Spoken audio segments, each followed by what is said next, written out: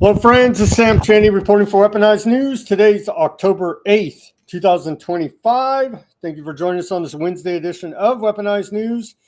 Apologies for missing yesterday. I had to take the old lady and the kids to the county fair. It was quite the police state there. As you would expect, for public safety, we'll give up all of our rights to privacy, dignity, and common sense. And so we do appreciate the efforts of the police state to keep us safe from the crises that it creates.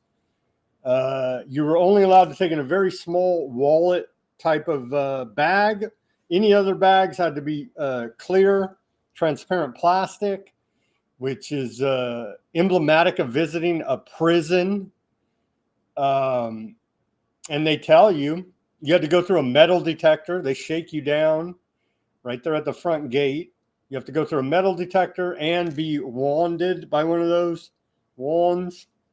No weapons allowed in, of course, but they were selling weapons inside. And so I went up to one guy selling kitchen knives. I was like, they won't let me have a knife in here, but I can buy a kitchen knife from you here. He said, oh, no, we mail the knives to you. I was like, oh, you got me. But there was another vendor there that was selling all this kind of stuff. I didn't look that close. There was no knives, but there was scissors. So it does the same, like very long scissors, right? And there probably were knives there anyway. You could buy very long, sharp objects and go stab somebody if you really had the inclination. I don't advise doing that, especially at the county fair. But a lot of security theater going on there. Half the police and security literally look like low-grade moron retards. So they didn't make me feel any safer than if I had without them even being there. And they let you know you're under surveillance. I guess maybe not in the bathroom, but literally everywhere else they say you're under constant video surveillance. And so I put up with all of that and didn't make a fuss to take the old lady and the kids to the county fair. And besides that, it was okay. As I was telling Ruckus right before we came on the air, white people and everybody else, honestly, from the representative sample I got at the Fresno County Fair yesterday, I would say 10% are the minority and 90% are the majority here. And that 10% is whites, blacks, Asians, everybody else. And then 90% is Mexicans. And so everybody else is the minority here, according to my sample taken at the Fresno County Fair yesterday. But they'll still cry they're the minority here. They are the overwhelming majority that is Mexicans here in Fresno County. So anyway, that's why I wasn't able to mourn the greatest attack in the history of the world yesterday. You know, October 7th.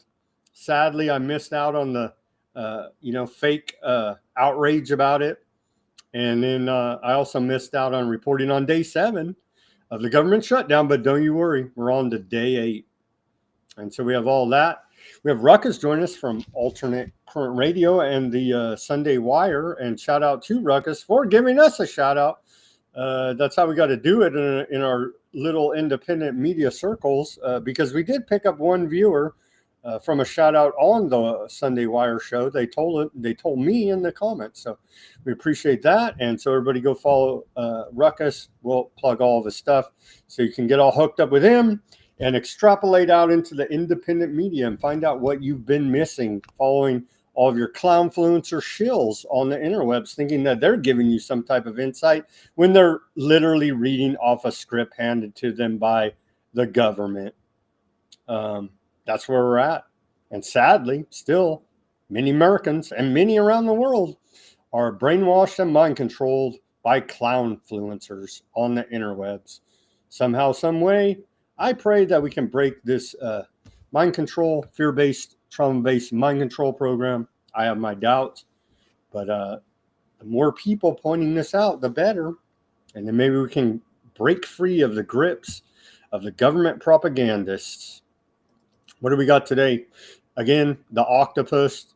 We have to speak in in very subtle code wording, but it is day 8, the octopus of the government shutdown. It has other meanings as well. For those antiseptics, you'll understand what I'm talking about in the audience.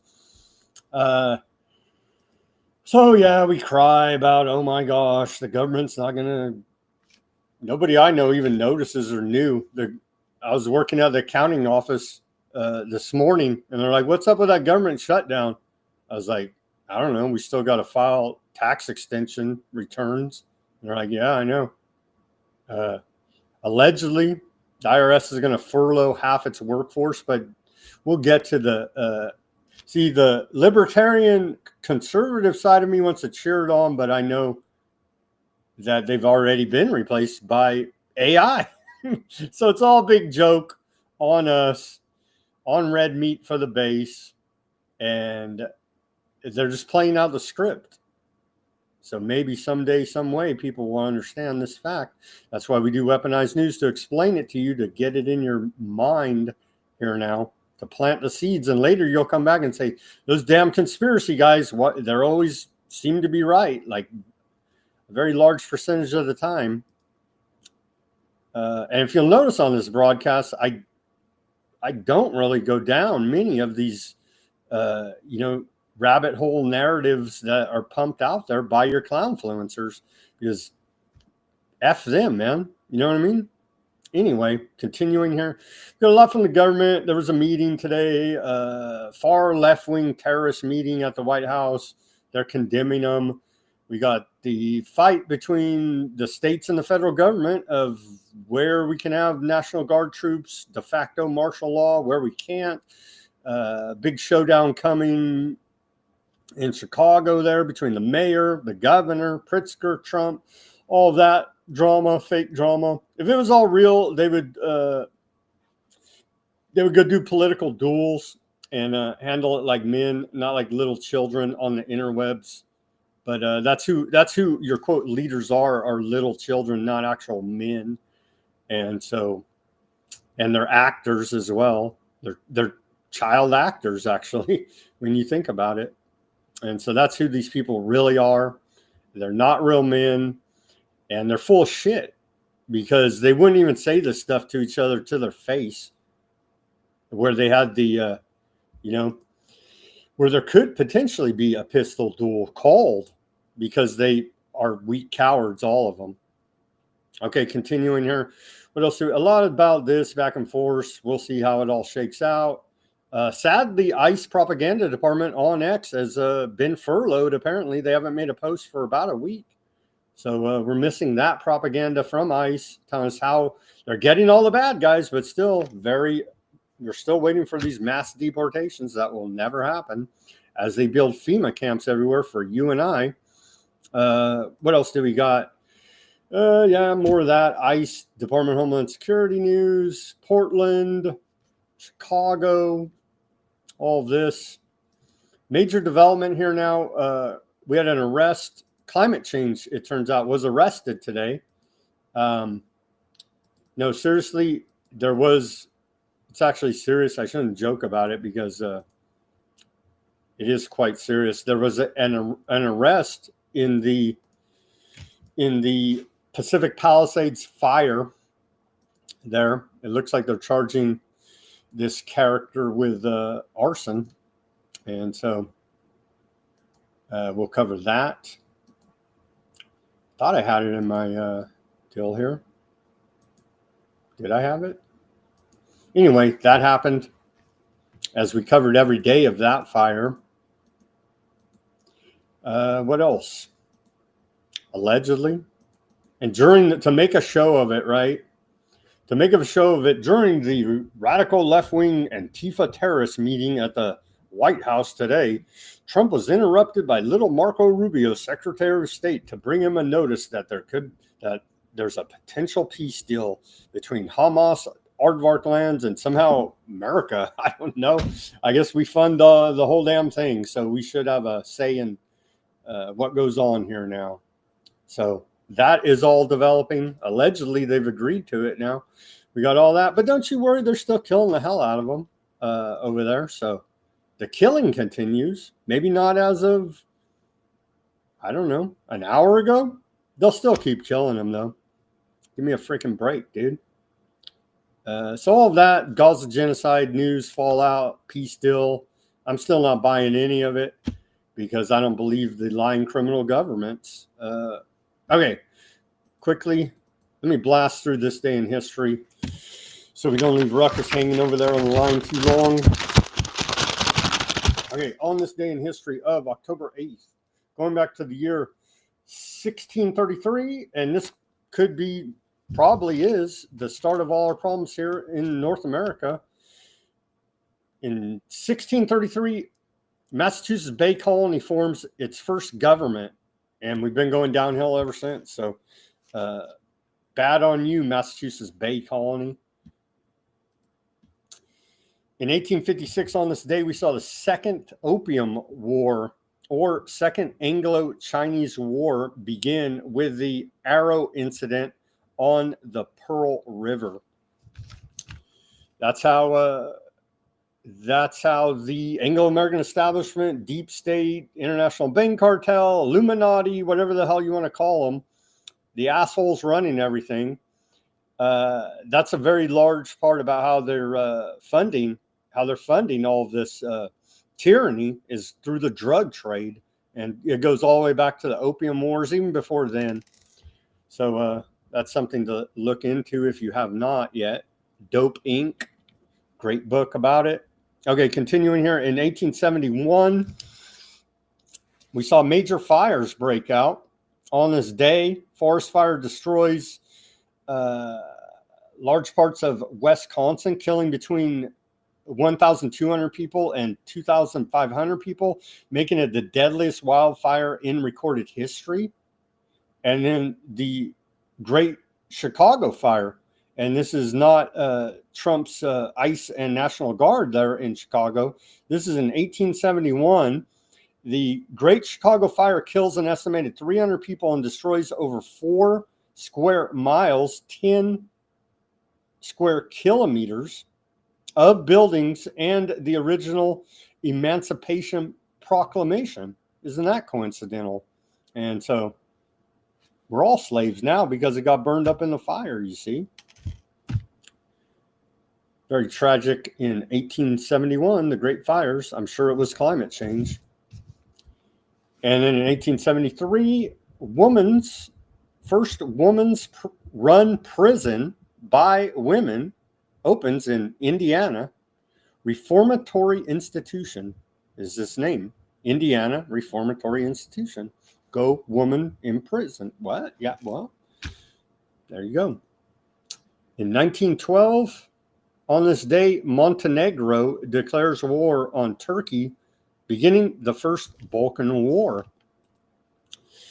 In 1934, on this date, Bruno Hauptmann is indicted for the murder of Charles Lindbergh's son in that infamous kidnapping murder case. And then where are we at here? In 1939, on this date, Germany annexes West Poland. And in 1940, German troops occupy Romania. In 1945, the microwave oven is patented by U.S. inventor Percy Spencer on this day. And so you too can zap the nutrients right out of your food for your convenience, of course. In 1969, the opening rally of the Days of Rage, organized by the Weather Underground in Chicago, Illinois. See, it's wonderful. And then they went on to do all these bombings on federal buildings, and then what the hell is the guy's name? I forget even his name, but they're all forgiven now, and they're great patriots of America. So we do appreciate the efforts of the known convicted terrorist group Weather Underground in Chicago there. Opening rally of the Days of Rage and their subversive activity. In 1974, on this day, Franklin National Bank collapses due to fraud and mismanagement. At the time, it is the largest bank failure in the history of the United States. And then they always give you a sex scandal instead of charges of treason, which is actually what Bill Clinton should have been impeached for. But we saw him impeached on this day. The House of Representatives in 1998 votes to begin impeachment hearings against then President Bill Clinton on charges of lying about his affair with Monica Lewinsky, not about selling us out to China and Russia and whoever the hell else would pay the Clintons off. So there's that. And then the unconstitutional Department of Homeland Security was established on this day in 2001 by George W. Bush. And I have a sneaking suspicion we'll never get rid of these bastards. That is your police state, the Department of Homeland Security. And then in 2004 on this day, Martha Stewart begins a 5-month incarceration at federal prison camp for insider trading and obstruction of justice. And Congress literally laughs in her face. And so we do appreciate the humor out of Congress. And then in 2005 on this day, we saw a horrific tragedy. A 7.6 magnitude earthquake hit Pakistan, killing an estimated 86,000 people across Afghanistan, India, and Pakistan in the deadliest earthquake in South Asian history that we know about, that was recorded. And they just estimate what the hell ever, you know what I mean? They're Indians, Pakistanis, and Afghanis. 86,000, what the hell? No, it is a very tragic earthquake, though. Seriously. And in 2020, everybody's favorite false flag for that election, the FBI charges 13 men with plotting to kidnap Michigan Governor Gretchen Whitmer and storm the Michigan Capitol. And it was all staged by the FBI. And so same routine every time. It's run by the feds, and they get some mentally ill, dupes, some patsies that they pump up on whatever, on propaganda, cocaine, and liquor. And they get them to form a ill-advised kidnapping scheme, plot. And then they turn around and bust them and say, look, we're the heroes. We busted the guys, but you guys were the ones that engineered the whole thing and set up some poor dude that's living, if I remember correctly, because I was following it pretty closely at the time, the main plotter was some guy so down on his luck, down and out, had mental issues, I think had a drinking problem.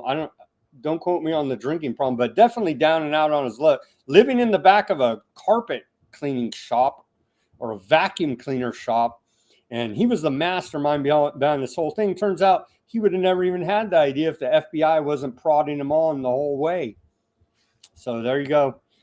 Keeping us safe from the terror plots they create. Your FBI 2020 on this day.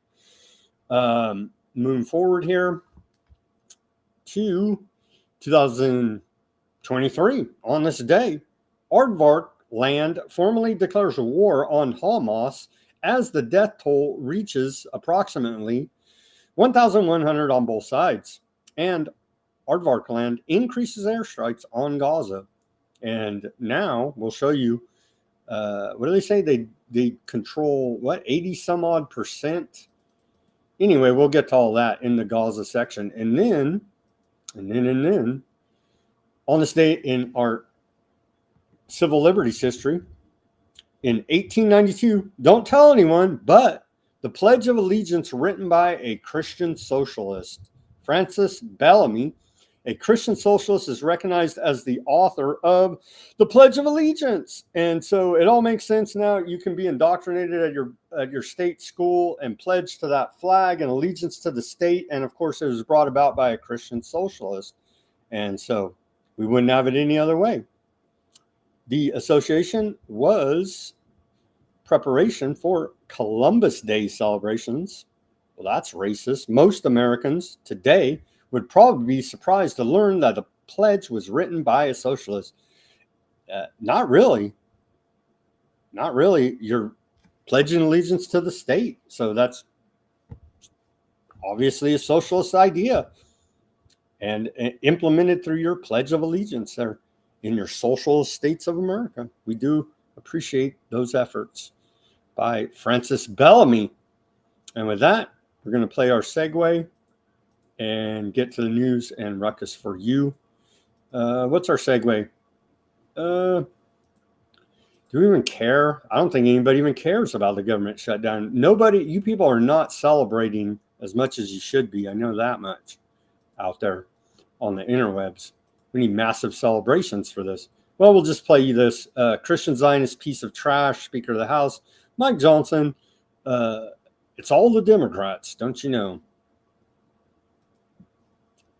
Those are two questions. Federal workers, it's my understanding that the law is that they would be paid. There is some other legal analysis that's floating around. I have yet had time to dig into and read that.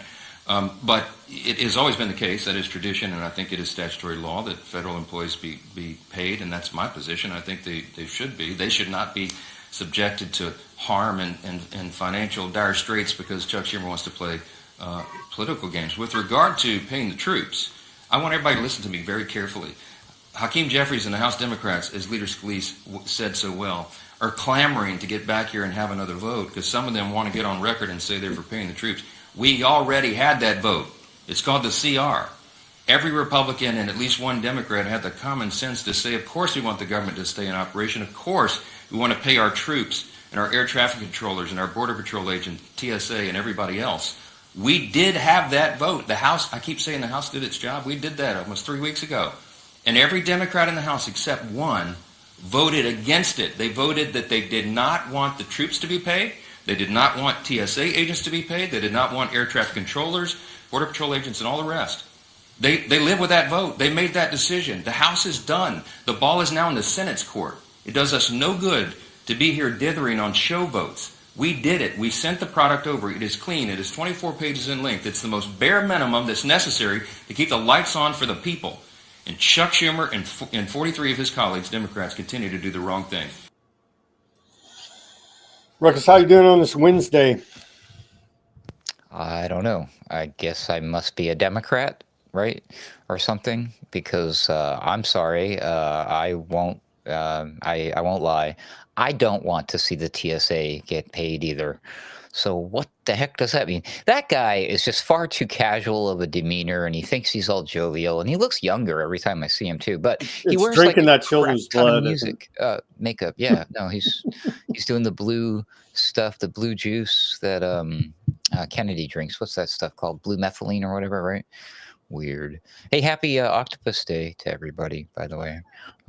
It is Octopus Day. It's a true story, which is interesting. It was a great day for CBS to show off their brand new logo that they have designed to celebrate Octopus Day. And of course, the acquisition of David Ellison, Larry Ellison's son, and naming Barry Weiss as their new editor-in-chief. This is their new logo right there. I think it's very, very appropriate. Don't you, Sam? And then they'll turn around and say that's antiseptic, and it'll be like, oh, but crap. That's your logo. That's not really their logo. I'm just having fun. But yeah. Yeah, I think it goes back to like a long time ago. There's cartoons of the octopus, right, that controls the world, and they say, well, that's antiseptic, and it's like, well, yeah, well. It's a great analogy for an unknown group of people who exert an unprecedented amount of power and control over society, and some might argue the entire world. Now, it's up to you whether or not you're going to place a specific label on those people. I don't care what their particular label is, because then some people could accidentally lump some other people who have similar leanings to or relations to those people in some way, shape, or form, like their religion or their race, for example. And what matters is the actual octopus itself, the real players, the real arms, the real tentacles. That's not anti-Semitic. That's just called, doing whatever we should be doing, Sam. I'm going to keep doing it. I'm going to keep fighting the good fight. I'm going to take down that octopus. Whether or not they want to call me antiseptic, that's on them. Government shutdown day 8. Your extended tax returns are due October 15th. Okay. And then in the chat, they say, Bindi says, aren't our government tired of lying to us? And that reminded me, I did miss a date here in my, this day in history. In 1970, Alexander Solzhenitsyn did win the Nobel Prize for Literature. And every time I hear his name, I always am reminded of this. His famous quote saying, "We know they are lying. They know they are lying. They know we know they are lying. We know they know we know they are lying, but they are still lying." And so he deserves a Nobel Prize for that little piece alone. But who are they? That's the question. I think there he was talking about the Soviet government specifically, but they could fit. They're one of the arms on that octopus there, for sure. Yeah, so I guess we're both big Chuck Schumer Democrats now. Here it is out of the Daily Caller. Chuck Schumer keeps government closed despite mounting cost of shutdown. So I'm a big Chuck Schumer Democrat, I guess now. And the lights on, the lights on, like, what does that mean? Like you're talking about these bloated, well, like, AI is taking all the electricity, so now we can't even keep the government's lights on at this point, as we see. Yeah, it was just a weird metaphor for him to use, and it almost sounded like I'm Tom Bodette, and I'll leave the lights on for you. Here is TSA. Democrats have TSA agents feeling like pawns right now. Well, it's the government has always used TSA agents as pawns. Let's watch this short clip. Parker says anything helps when you aren't getting a paycheck. Federal employees are feeling like pawns right now in the middle of a game. Our congressional leaders are not going to go without pay. So why play around with everyone else's? The union president tells me they are hoping for the best, especially because the holidays are typically the busiest time here at the airports, and because TSA workers are expecting those paychecks to buy gifts for their families. F them and F you. Resign, because it's all security theater. They've never stopped one terrorist. It's all fake. It's literally fake. Did you see the beginning part of that with the sign? TSA accepts digital ID. Yeah, here you go. So, yeah, we feel real bad. You guys are rolling out the mark of the beast system here. So, yeah, we feel real bad that you're not getting paid. You are the enemy. If you didn't know, you're your own enemy, actually, because you're going to be a slave to the system as well. Man, oh, man. The next time we see that sign, Sam, in a news report, it won't say that the TSA now accepts digital ID. It will say, you must show your digital ID. We're this freaking close. There's like 12 or 13 countries that are already have made it a requirement across the globe. We're inching toward it every day, closer, closer, closer. And that's going to be a segue to the IRS, right? When you see this headline, you're like, yes, but then you got to, in the back of your mind, remember that Palantir already has access to all the IRS data. IRS will furlough nearly half of its workforce as the government shutdown enters week 2, but they don't need them anymore. They haven't needed them since about a month into Doge, I would say, something like this. And so this is the planned phase out using government shutdown as the cover. I wouldn't be surprised if they didn't bring them back because they really, truly don't need them. AI is firmly in place, I would assume, at this point. They're at the IRS, and so they really don't need these humans anymore. What do you make of this? Half of IRS workforce furloughed. Yeah, I agree. I think a lot of, as far as the number crunching stuff is concerned and the behind the scenes stuff, yeah, that can all be done by AI. However, they still are probably going to need, especially in the very near future, they need those armed IRS agents. You know what I'm going to do? They are real. Yeah. You know what I'm going to do, though? Just to be a little, to throw my tax return on the gears of the machine, I'm going to print out paper and send it to them. I'm not going to I'm not going to do the digital. I'm not doing digital. I'm doing paper. And that's how I'm going to do my little protest. I advise everybody do the same. I have a lot of ideas about that. Go pay it off too. If you owe taxes, go pay it at a local place to do that, and use pennies and see what happens. I've been to my local IRS office, and it's a police state there. They shake you down at the entrance. They're all scared. I'm like, wow, you guys seem like a legitimate agency. Why are you all scared? Are you doing something wrong? You sure act guilty. You know what I mean? And there's like, and it's just like, damn, dude, you guys are freaking freak shows here. But yeah. So they say this report from the AP goes on to say now only 39,870 employees, or 53.6%, will remain working as the shutdown continues. What kind of half-ass shutdown is this? They still got over half, like 40,000 people working to screw you over and steal from you. How is this a shutdown?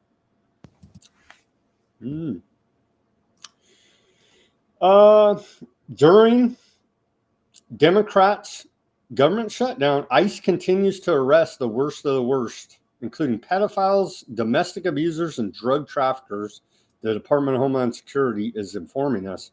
So apparently they have not been affected by this government shutdown whatsoever. There you go. Department of Homeland Security, unconstitutional. So there you go. Sure, but they're still not doing these mass deportations we were promised. ICE is arresting domestic abusers? That's what they say. I think they're legal alien domestic abusers, but I would guess so, but I mean, that's kind of weird. I mean, because they're here illegally, right? So they're foreigners, but they're guilty of a domestic crime. It just, something doesn't add up here. It doesn't add up. Yeah, well, not much of what they say adds up because they're lying all the time. Former FBI Director James Comey pleads not guilty in federal court this morning after arraignment on felony charges. So he's looking to go to trial. The trial date is set for January 5th. So we look forward to the James Comey trial. January 5th. Boy, that sounds familiar. January 5th. Almost January. Oh, I'm thinking of the famous day after that. Never mind. The attack the FBI staged on our government. The insurrection the Fed staged on themselves, essentially. So there you go. On to climate change was arrested today. Turns out this character, do we have an image? I think we did have an image. This character, and it's always some guy you can't even pronounce his freaking name. It makes me think it's literally made up. Jonathan Rinder Kachik. However the hell you say this guy's last name. 29-year-old man accused of setting the most destructive blaze in Los Angeles history, likely used a lighter to start a small fire on New Year's Day that smoldered underground for days before reigniting in high winds and killing 12 people, federal authorities said today. We have we'll play the press conference, but this is the patsy that they are blaming for the fires right here. This poor character. If this is even a real person, who even knows at this point? But this is the guy with the hard to pronounce last name. And so this is climate change personified in human form. There you go. And that was an image out of Newsweek. So they did a nice little apocalyptic pictures there. That's very nice of them. You see, they threw in the climate change there. There you go. Newsweek. So I'm confused. They said this guy did it, but then they said that he likely used. Well, we don't know. They just arrested him. He's not convicted yet. Oh, okay. Okay, yeah. There's not a lot of information about this one now, is there, huh? Well, he was, fire experts determined the blaze was deliberately set, likely using a lighter to ignite vegetation or paper. Investigators ruled out other potential causes, including fireworks, power lines. The power companies there are breathing a sigh of relief because they're facing major major freaking civic lawsuits. They're standing to lose millions, but apparently if they got this guy to take the fall, lightning or discarded cigarettes. You know, Gavin Newsom drives around in a convertible all over California smoking cigarettes and just throwing them out the window. Anyway, I'm lobbying now for this guy to receive an award from Governor Gavin Newsom for climate change efforts here in the state of California. Here is the press conference about the arrest. Maybe they can pronounce the guy's last name better than I can. Let's take a listen here now. And shout out to the Duke Report, who sadly lost his home, like his whole family's homes. Him, his ex-wife, his daughter, his brother, they all got wiped out living in that general vicinity right there. And so shout out to Peter Duke at the Duke Report. I hope this brings you some comfort. I know it won't, but at least some type of closure potentially here. Now let's go to the press conference about the arrest of the alleged arsonist and starter of the worst fire in LA, they say. Good morning. I'm Bill Asaley, the acting United States Attorney for the Central District of California. Today, we are announcing the arrest of 29-year-old Jonathan Rinderknecht for igniting a fire that ultimately burned down the Palisades earlier this year, killing 12 people, destroying more than 6,800 structures, both homes and businesses, and damaging over 1,000 more buildings. The complaint unsealed today charges the defendant with destruction of property by means of fire, a felony that carries a mandatory minimum 5-year federal prison sentence and is punishable by up to 20 years in federal prison. The defendant was arrested yesterday on a federal criminal complaint near his Florida residence, and he's expected to make his initial appearance today in the federal court in Orlando, Florida. I stress that the complaint contains allegations and every defendant is presumed innocent until proven guilty in a court of law. The allegations in the affidavit are supported by digital evidence, including the defendant's ChatGPT prompt of a dystopian painting showing in part a burning forest and a crowd fleeing from it. And we're going to put that up on the screen here once we get that going. The allegations are, there it is. That's from his ChatGPT. That's an image he produced a few months before the fire started. It shows the city being burned there.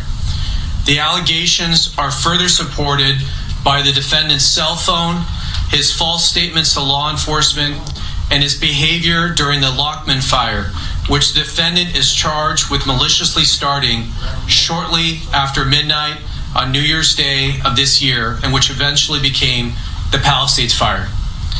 Late last New Year's Eve, Rinderknecht returned to Pacific Palisades after working the evening shift as an Uber driver. 2 of his passengers told law enforcement that he appeared agitated and angry that night. After dropping off a passenger in Pacific Palisades, Rinderknecht parked his car and tried and failed to contact a former friend. He exited the car, walked up a nearby trail, took iPhone videos at a nearby hilltop, and listened to a rap song whose music video included objects being lit on fire. The defendant had listened to this song and watched its music video repeatedly in the days leading up to the Lockman fire. 12 minutes into the new year, environmental sensing platforms indicated that a fire had started. It took the defendant several tries to contact 911 to report the fire. He fled the scene in his car, but turned around after passing fire engines driving in the opposite direction to fight the fire. While the Lockman fire burned, the defendant walked up the same trail from earlier that night to watch the fire and firefighters, using his iPhone to take short videos of the scene. Although firefighters suppressed the blaze, the fire continued to smolder and burn underground within the root structure of the dense vegetation. So that fire started on January 1st, and it smoldered underground for about a week until on January 7th, heavy winds caused this underground fire to surface and spread above ground, causing what became known as the Palisades fire. I don't know, Ruckus. I'm having a hard time buying this, but this guy's the patsy. He's going to take the fall, and I have no doubt he will be convicted by the federal government. There are a great number of alarming things with this entire story, and I don't think I really want to get into it on this program. But particularly the Chat GPT thing, I find incredibly disturbing, as well as to a Hey, similar your degree. memes can and will be used against you Right. in a court of law. So can your music playlists, dude. Yeah, When I that's what they find just said. Okay. when I find a song that I like, I listen to it over and over again. You got to I be wonder guilty of something. how many times in our lives have we like had the ups and the downs? Do we feel happy? Do we look sad? Do we seem agitated? Dude, this is the giant, most ridiculous leap of the. I'm not the least bit surprised they're moving forward with this story. There's so many holes in it, though, that technically I don't think this would stand in a court of law, but I think they're going to go with this one. And I think they're going to use some clever way. If there's just one extra little piece of technology they could throw in there and be like, look, we analyzed the guy's brain by examining his interaction with ChatGPT and his music video watching habit. I don't like anything about this at all, Sam. It's got a little bit of that Palantir octopus thought policing stink to it. And what about the guy is in Florida? I don't like it. He's in Florida, and they tracked him down in Florida. Really? Yeah, that's the other thing too. I mean, there's this whole like any policing unit in the country right now has just overstepped its bounds, you know. But look what the president is doing. Can you blame them? Right? This whole thing stinks. There's something wrong here. I don't like it. We'll track this story as it develops, and so we have a face for climate change now. There you go. Radicic, however you say his name. I don't even know if they pronounced it correctly. There he is. If it's even a real guy, who knows? Looks like a patsy to me, but maybe they'll find some text messages between this guy and the Charlie Kirk shooter, right? An arsonist manifesto. Okay. They had the big well, let's play some clips from Trump now. I know everybody missed Orange Man. He just wants very simply to open the country, even though he closed it during the medical intervention and it's closed it again for the shutdown. He just wants to help everybody. What is your position on the extension of healthcare subsidies, which is what Democrats are asking for? Well, all I want to do is very simple. I want to get the country open, and then we're going to discuss that. And we'd like to. Obamacare is a horrible mess, and it has been from the beginning. We want to make it better, stronger. Even if it costs more money, we want to make it better. The Democrats want to make it worse. The Democrats want to approve health care for illegals coming into our country, many of them coming in from prisons and mental institutions and drug dealers. They want to give them health care. We don't want that for our people because that's going to destroy the health care that we already have. We'd like to make Obamacare better for people, less expensive and better health care. What is your position on the extension of healthcare subsidies? So there you go, conservatives. Trump wants to make even bigger government health care. He just said it right there for you. You should love it. Obamacare. Hello, Trump care. You should love it. Democrats can deny reality, but Portland tells the truth. This isn't a protest. It's premeditated anarchy. The radical left and Antifa-led chaos ends now. Here's a propaganda from the White House. Anti-ICE protesters in Portland, Oregon, rolling out a guillotine, clashing with police and turning the streets into a battlefield outside a migrant detention facility there. It's the latest flashpoint in protests that has stretched nearly 3 months now. President Trump is sending troops to Portland, Oregon to clamp down on protests directed at ICE facilities. That ICE facility in Portland, just outside the city, has been laid siege to night after night after night. We're not going to put up with it. This administration is not playing games. Take a look at Portland sometime. These are wild, these are crazy people. These are paid terrorists, okay? But what we're seeing, whether it be Portland or Chicago, Los Angeles or otherwise, is increasingly organized and professionalized. People are being bussed in, and President Trump has been very clear we need to follow the money, see who is funding this violence and this chaos in our streets.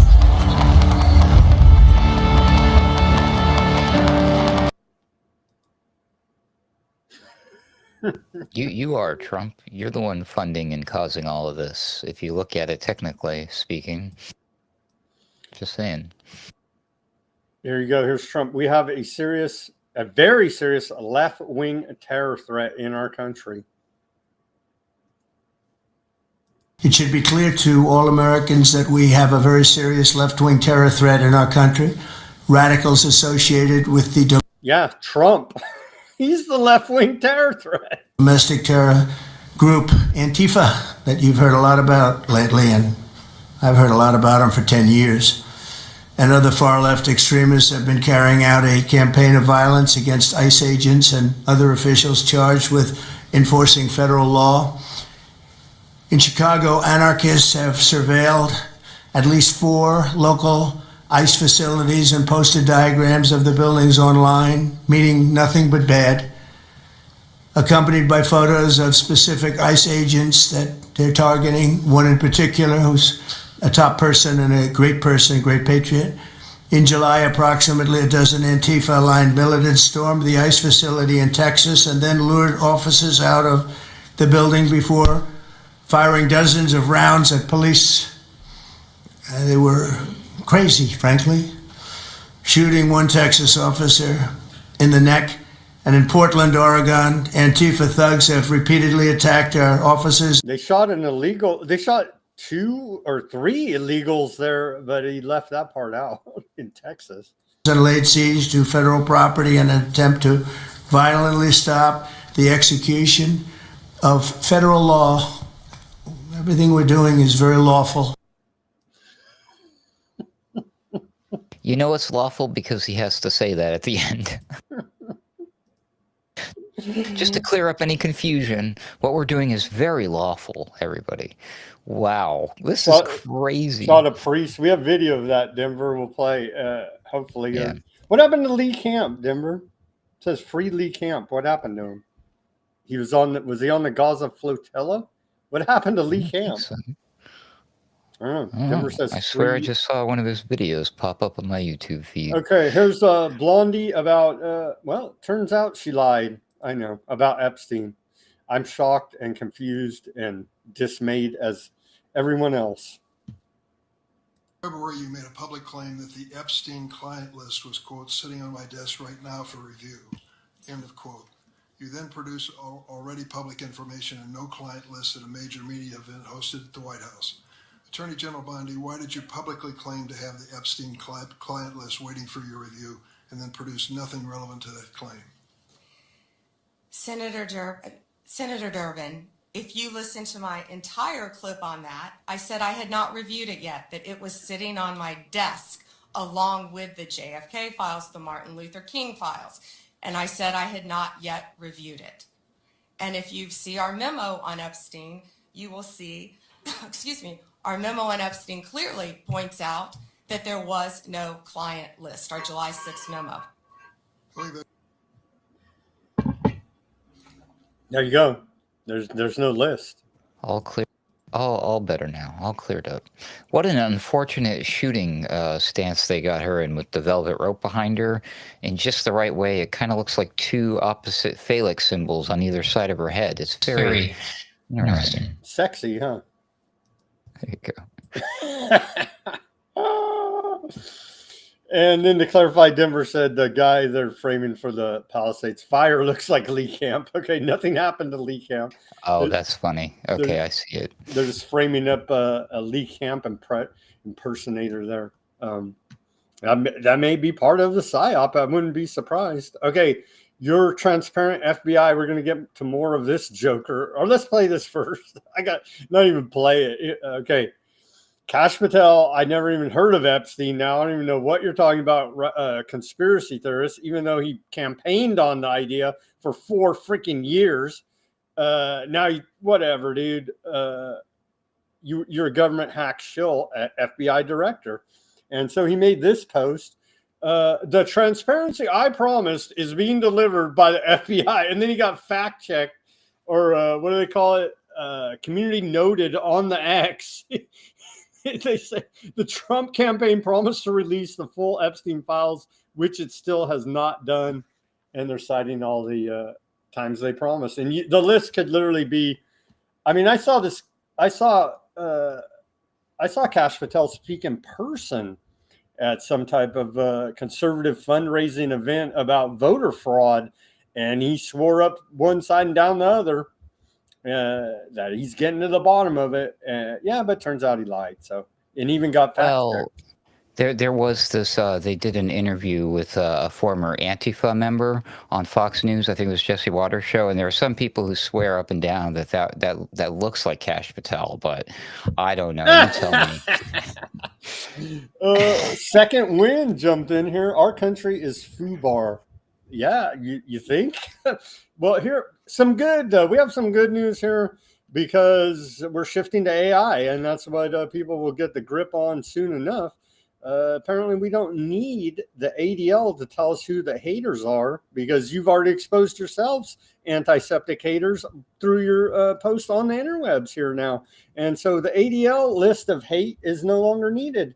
Let's hear from Cash Patel doing his antiseptic duty in his most transparent FBI ever. It's all being caused. It's not individual acts of violence. It is organized anarchy and chaos. And thanks to the president's initiatives, and when I was there in the Oval Office when he signed it. How do you have organized anarchy? That doesn't even make sense. We are getting after the fight with more resources and tools that we've ever had. You know, I found it interesting that your latest on the Anti-Defamation League, political fronts masquerading as watchdogs. Yeah.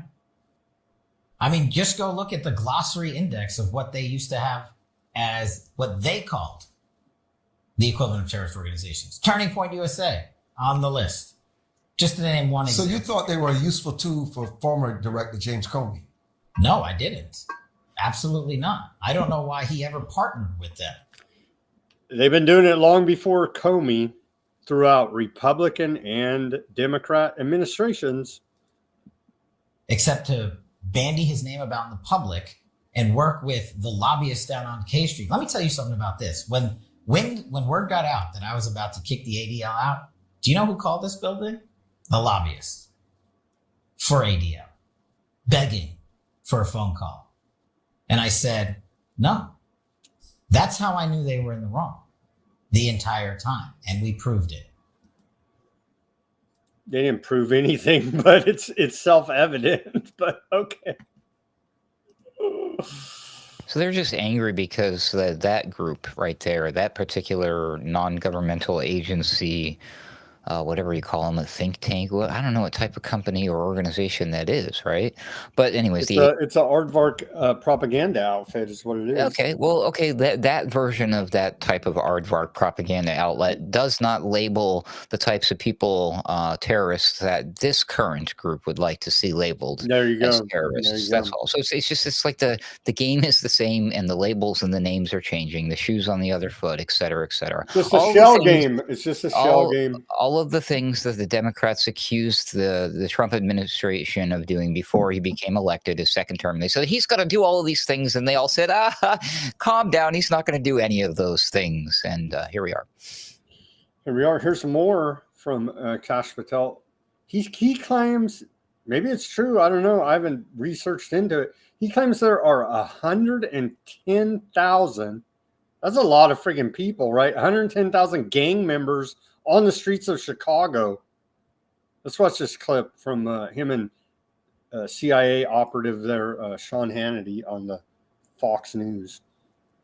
We are taking the juggernaut that is demolishing the weaponization of law enforcement and bringing it to places like Chicago. When I was there today with Todd, we learned that the Chicago city streets have 110,000 gang members. That's right. You heard me right. They had 1,200 shootings this year alone, 360 homicides. When politicians choose to side with those metrics and not their citizenry, thank God we have President Trump and this Department of Justice and this FBI going in there and crushing violent crime. And President Trump sent us into these cities quietly to set the stage, to set up for the National Guard, to see the success that we saw in Washington, D.C., in Memphis. The FBI has been leading the charge in every single one of these streets because we know how to gather ground level intelligence and we know how to put handcuffs on the bad guys. And we know that we have the backing of this administration. And most importantly, the agents at the FBI know that they have the backing of the American people and they're. If there's 110,000 gang members in Chicago, doesn't that mean society has failed at large? To me, that's what that means. Like, really?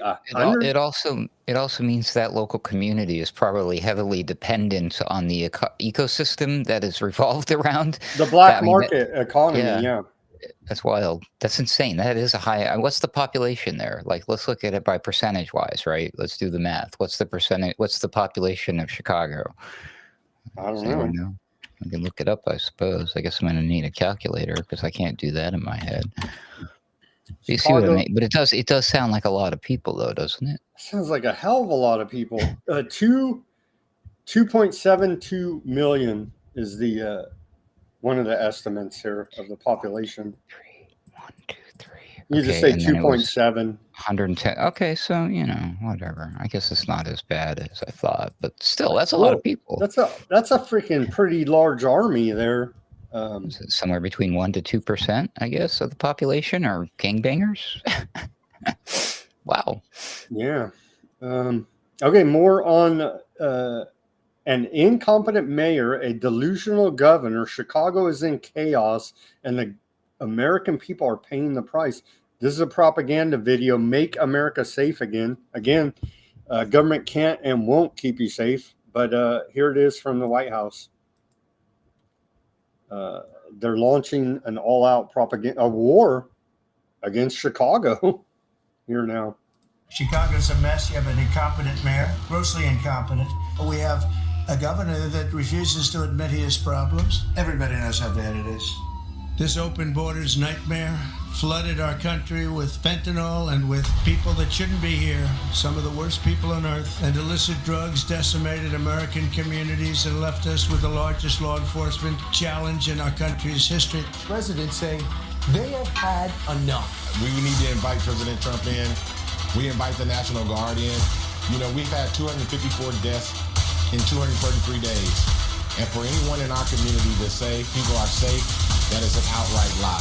They need help badly. Chicago desperately needs help. We don't want to lose Chicago. We're going to lose Chicago. We want to save these places. We're going to lose them. We're not going to allow this kind of savagery to destroy our society anymore. We're stopping it one by one.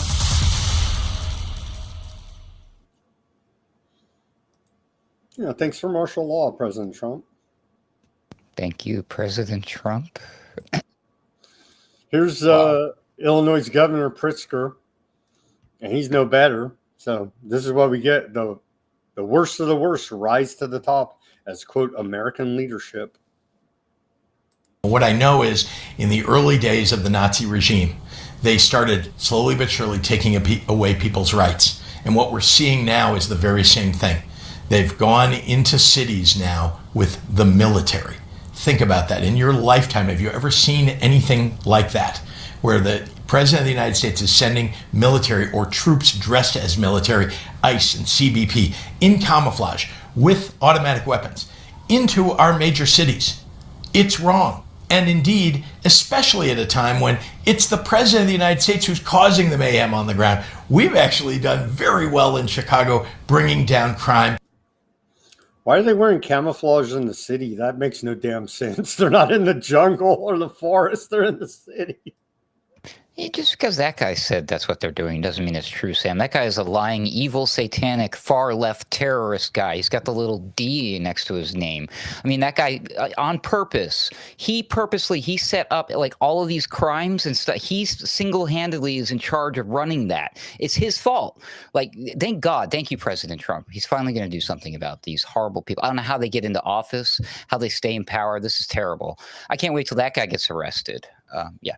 We're coming to that last part might be true, but the rest was pretty sarcastic. We're coming to that part. But however, that being said, here's the funny part, because I got to mention that it's not wrong what he's saying. He's absolutely correct about the unprecedentedness and the tyrannical move to have the troops on the street and possibly allegedly disguising themselves. I mean, this is terrible. Yeah, it's not good. We're witnessing this. We see it in the news. So he's not making this up, but it's just the fact that, like, hello, wake up, people. This is generally not a good sign for a modern society. Just look at what happened in Germany, however many years ago that was now. You sound like a pro-crime call me to me. Of course. Don't forget that I love Chuck Schumer. We did convert to be Chuck Schumer Democrats. So yeah, I guess so. More with Pritzker here. Now, Pritzker went on to say in this interview with the Chicago Tribune that Trump is deploying troops to Chicago due to dementia and obsessive. Maybe he does have dementia. This is a man who's suffering dementia. That's a direct quote from Pritzker now in an interview with the Chicago Tribune. And so, is Trump suffering dementia like Biden was? All these things could be true, but I promise you that that's not the reason why these things are happening. These things are happening because of unseen forces behind the president who are orchestrating these things. It's not him. So whether or not he's meant to I can't say that. Whether or not he's all there or not has nothing to do with it. He's not in control of these particular things. I'm guessing that he's probably not all there and that they're playing into Trump's personality. Trump loves to be like the center of attention and it's all me. And I mean, it's not like we're seeing tons of propaganda where everything is all centered around the president and me and Trump this and Trump. Oh crap, that's exactly what we're seeing. I mean, if I was the type of person who wanted to like control a world leader, I mean, it really seems like Donald Trump would be like freaking putty in your hands. I mean, seriously, think about it. I mean, ChatGPT would have that guy going like for like nonstop all day long. You'd be like, I love you, ChatGPT. Yeah, anyway. For people that don't know what Ruckus is talking about, the AI is it gives you self-affirmation. And so it literally feeds narcissism. And so that's right. It was designed for personalities like Trump. Here he is. Chicago mayor should be in jail for failing to protect ICE officers. Governor Pritzker also. Well, then, if these were really serious men in this country that stood behind what they say, they would have a pistol duel here now, Ruckus. I'm calling for a renewal of pistol duels on television, charity event, and all proceeds go to the laid off government workers. No, they go to all the victims of police brutality. How about that? I'm shocked. I want to dig up an old news article or tweets from the president when he wasn't president, before he was elected again for a second term. The news accusing him of following like this Project 20. He has planned. He's going to arrest his political prisoner. He's going to throw governors and mayors in jail just because they happen to be of the other political party. And him insisting and all of his friends jumping to his defense that he would never, ever do that because that would be un-American. I swear those tweets and those news articles exist. I will find them, and I want to compare that to that tweet you just shared, Sam, because, man, full stop, we're in trouble, people. Anyway. Chuck Schumer Democrats are. The mayor, Brandon Johnson, that's the mayor of Chicago, replying to this, he says, this is not the first time Trump has tried to have a black man unjustly arrested. I'm not going anywhere. And of course, he had to play the race card. And so it makes me want to just hate them both. They're just both dirtbags. Everybody involved, the entire government, dirtbags. You see? From that one. I'll allow that one. That was You'll allow that one. I don't think it's because he's black, though, honestly, because Pritzker's white, right? So that kind of he was referring to himself in this instance. No, I know, but you can't you can't say, oh, he's going after me because I'm black, but he's going after Pritzker too, and Pritzker's white. You see, if they had a black governor, and then I could see, okay, maybe you got a point there. He's going after the black men who are in charge of Illinois and Chicago, but when you got a white dude and a black dude, they're not going after you because you're black, dude. You know what I mean? It's just that's right. To be clear, they're going after you because you're a Democrat. You're a Democrat. Let's get it straight. Trump's threat to jail elected officials is a constitutional alarm the media can't ignore. Well, we've been ringing the bell here for a while now, but you guys don't want to hear us and Mediaite now. They go on to say, sitting president demanding that elected officials be in prison. Well, I want them all in prison. Trump as well. All of these characters have committed crimes against humanity. They were all doing some part of government duties during the medical intervention for one, the big one that we're not supposed to remember anymore for some reason. A sitting president demanding that elected officials be imprisoned. Let that sink in. Over their objections, he federalized troops from Texas to enforce his will. This is not theater, but it is. But it is. It is not a tweetable grievance. It is an unprecedented assault on constitutional norms, federalism, and the rule of law. And yet the media's reaction in certain circles will almost certainly be muted. And it absolutely should not be and cannot be. Trump made the stunning but straightforward announcement on Truth Social today. And of course, we already went over that. So media is trying to sound the alarm. And yeah, none of the fake conservative media they don't care. They'll share it on here now. Yeah, well, we all know Mediaite is owned by a bunch of crazy, satanic, evil leftist Democrats. So I'm not the least bit surprised they would do that. Fake news, fake news. Fake news. And then NBC, another one of these Antifa outfits. To jail. They say Trump administration officials seriously discussing invoking Insurrection Act. A decision isn't expected to be imminent, one source said, but debate within the administration has shifted recently to more deeply exploring how and when the act might be invoked. So that's going to pretty be dangerous. That's going to be awesome. Donald Trump floating the idea or having discussions regarding invoking the Insurrection Act, a rarely used 19th century law that gives the president the power to deploy active duty troops inside the U.S. for law enforcement purposes. CBS says 5 people, they don't give us their names, but 5 people are their sources that are familiar with this matter. And Trump has sought to deploy National Guard troops in major U.S. cities, including Los Angeles, Chicago, Portland, Oregon. They left out Memphis, Tennessee here. There's federal troops there right now. But I guess since they're invited, it's okay, like a vampire. If you invite them in, then they're allowed to come in. So, yeah, we await the Insurrection Act being invoked by the Trump administration. A couple more stories, and then we can take our break here for our commercial break till we wrap up this section. GOP senators increasingly anxious about Trump's aggressive use of the National Guard. Really? The Hill reports here. Republican senators are increasingly uneasy about President Trump's standoff with Democrat governors over deploying National Guard troops from other states to Portland and Chicago. The conflict between federal and state authorities escalated dramatically over the weekend when Trump moved to send National Guard soldiers to Oregon and Illinois despite opposition from their respective governors.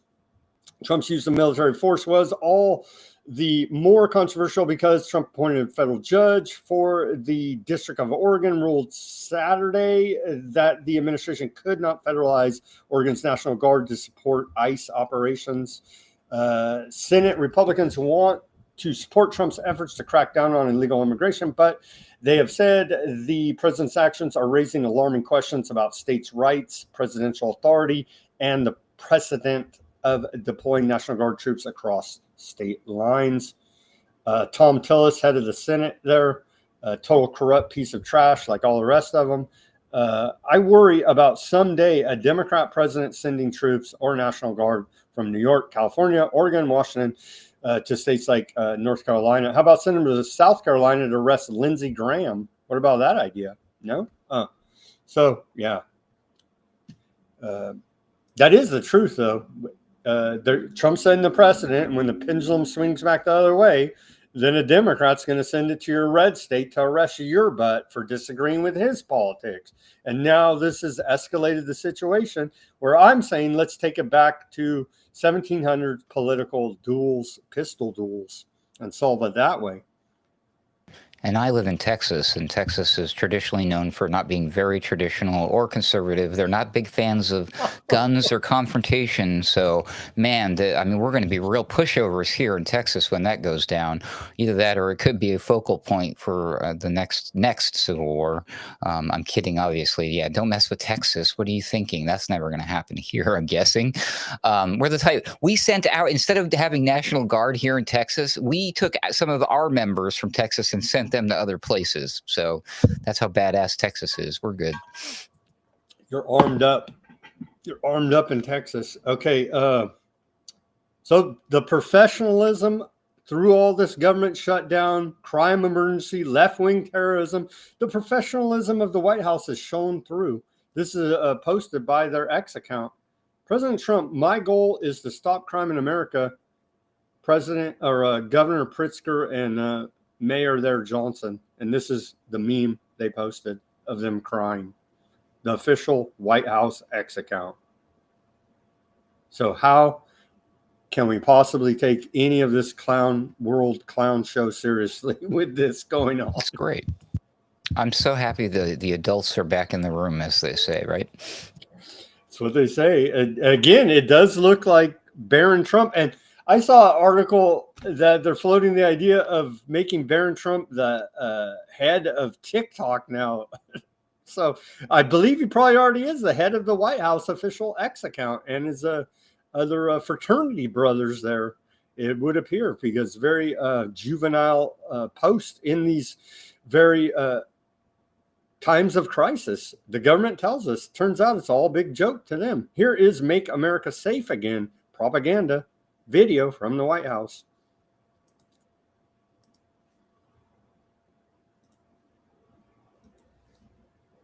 It's a mess. You have an incompetent mayor, grossly incompetent. We have a governor that refuses to admit he has problems. Everybody knows how bad it is.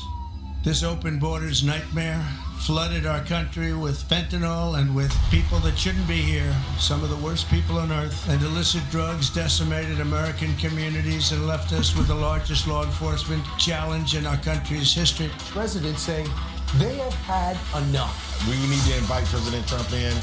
We invite the National Guard in. You know, we've had 254 deaths in 233 days.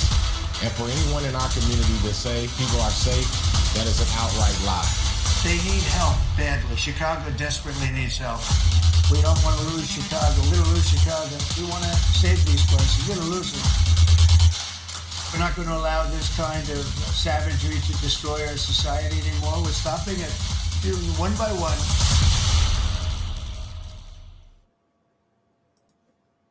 Thank you, President Trump. Am I having deja vu, or didn't we just play that? Did we? I think they recut it.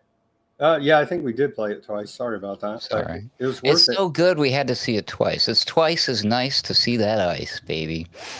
When you have a group of people where the police call off the safety for ICE officials, the governor knew about it, the mayor knew about it. So, yeah, over the weekend, apparently, I reported on it on, Monday, the ICE were being attacked by radical whoever's, and they called for local law enforcement assistance, and they did not answer the call to help the federal troops there. They were told to stand down, essentially. And that's what... Is this an assumption? Is this something Trump's admin is spreading? Is there evidence to suggest that the governor picked up the phone and said, "Stand down, I order you"? We have a police scanner audio, allegedly. Oh, and in 2025, we can trust that, but let's hear it. Allegedly, I played it on Monday, where they're saying, "Don't go to the call." Essentially, they call ICE calls in for support. And the dispatcher tells the local cops on the other end, do not respond, if we can believe that's true. Can you imagine what blackmail did they have on that poor dispatcher to make them do that? I'm just kidding. Okay, with that, that's the end of the police state martial law section for our own freedom and safety, of course. Let's take our live commercial break. Everybody go to weaponizednews.com. We've got a sticker here, holograph sticker, a white background sticker, and the clear background sticker. there. Go to weaponizednews.com.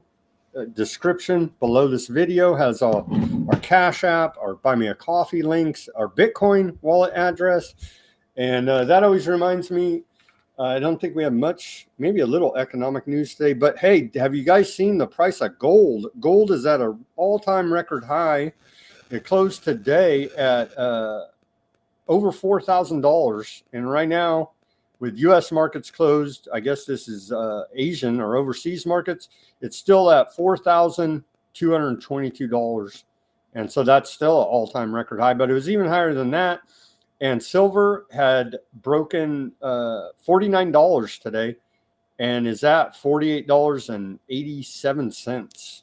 So near all-time record high for silver and all-time record high for gold there to report for you. Go to weaponizednews.com and give us your fiat dollars. We appreciate it, and they're still spendable. And thank you to everybody for your subscriptions and donations. And I'm working on the store so we can do shirts, T-shirts, hats, whatever you may like. But anyway, I'm working on it because that's what you want. That's what you get. And maybe we can make another buck out of the deal. And so that's coming soon here from Weaponized News. Go ahead and plug your plugs there, Ruckus. My plugs. Well, I have a 3-prong plug and a 2-prong plug. Those are my favorites. Just kidding. Head on over to alternatecurrentradio.com to check out my daily Ruckus and Roundabout Ruckus stuff. That's also where you'll find my friend and colleagues show, The Boiler Room, which I'm usually on, as well as some of my other friends and colleagues' shows like the Mystical American Patriots Society and the Odd Man Out podcast. You'll also find, of course, Roundabout Ruckus and Sunday Wire. Is another one that you will find here all in one place at alternatecurrentradio.com. You'll also find links to my Twitter account, which is AC_wordslinger. That's right. I still call it Twitter. What do you want from me? Don't sue me. Don't come at me. But that's where you're going to send me a nice DM as long as you're not telling me, hey, baby, want to see me naked. I'll answer your DM. Hopefully, if you're asking about, hey, you want to help me do a website? Or, hey, listen, I'm interested in having you design a logo or do some thumbnails for my YouTube channel. Hit me up, okay? Thanks, Sam.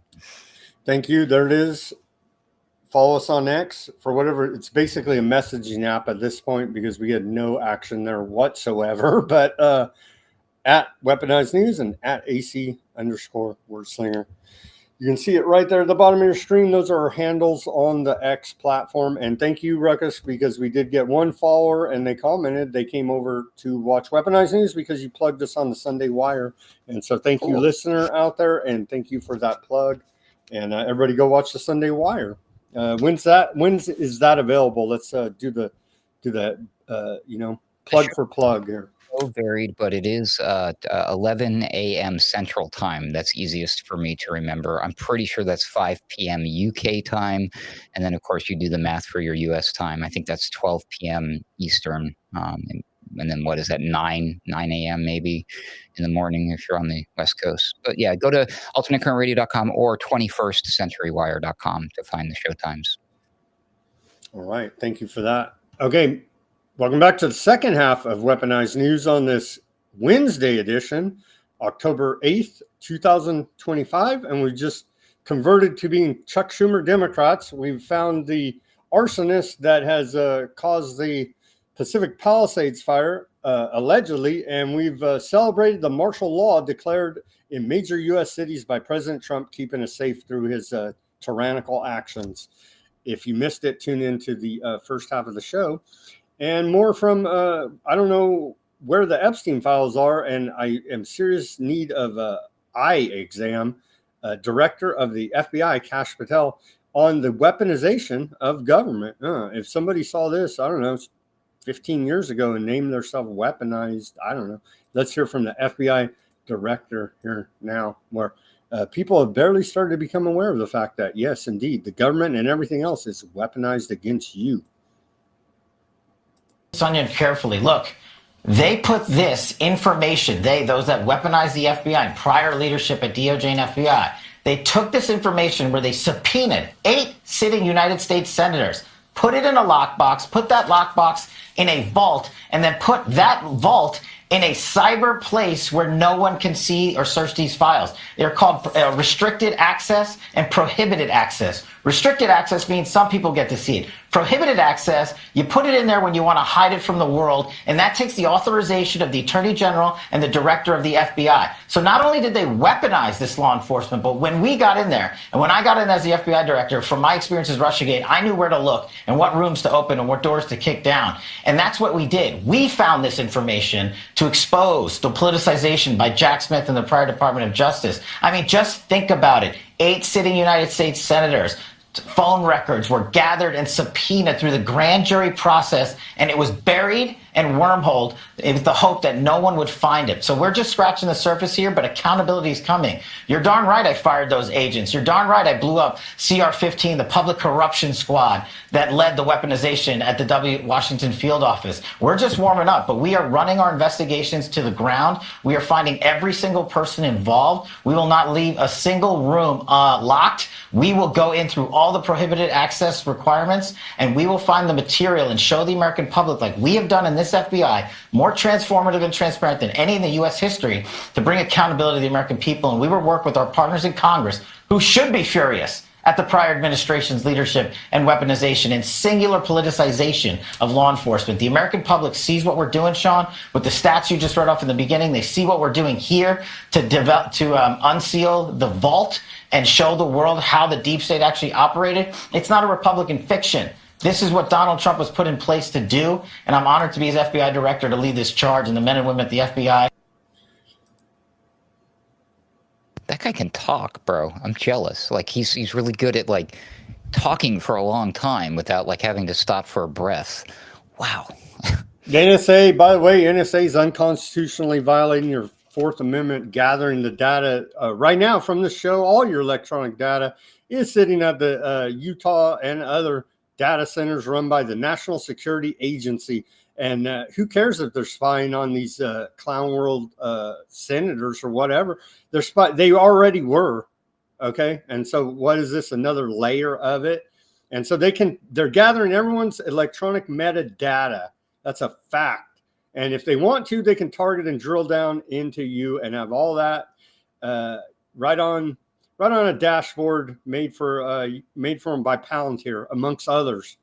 And so there you go. But no mention of that from as the political theater of clown world continues. We're getting the deep state, don't you know? And then that data can be used, that profile that's built about you can be used as evidence. This is why we believe that you, Sam Chaney, were the one who started, the thing. Yeah. Insert your Patsy necessary crime here. They got enough data on you to frame you up 6 ways from Sunday. I believe Chuck Schumer, our new hero, is famously quoted for. So, yeah, they'll frame you up 6 ways from Sunday. They already got it all. And don't you worry about it. America, freedom. All right. And with that, just more about, that don't make sense. How can you have organized anarchy? That don't make no damn sense, but that's what they're saying. Okay, this is rather chilling, I would say. Here's Bondi. I have Epstein files, but you're not going to see them. This was from today at the left-wing Antifa domestic terrorist meeting at the White House. She said, just like we did with cartels, we're going to take the same approach. So they're going to drone strike now here, Americans? I don't know. Let's take a listen. It's getting crazy as the war on America by the Trump administration is escalating. We're not going to stop at just arresting the violent criminals we can see in the streets. Fighting crime is more than just getting the bad guy off the streets.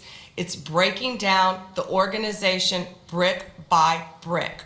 Just like we did with cartels, we're going to take the same approach, President Trump, with Antifa. Destroy the entire organization from top to bottom. We're going to take them apart.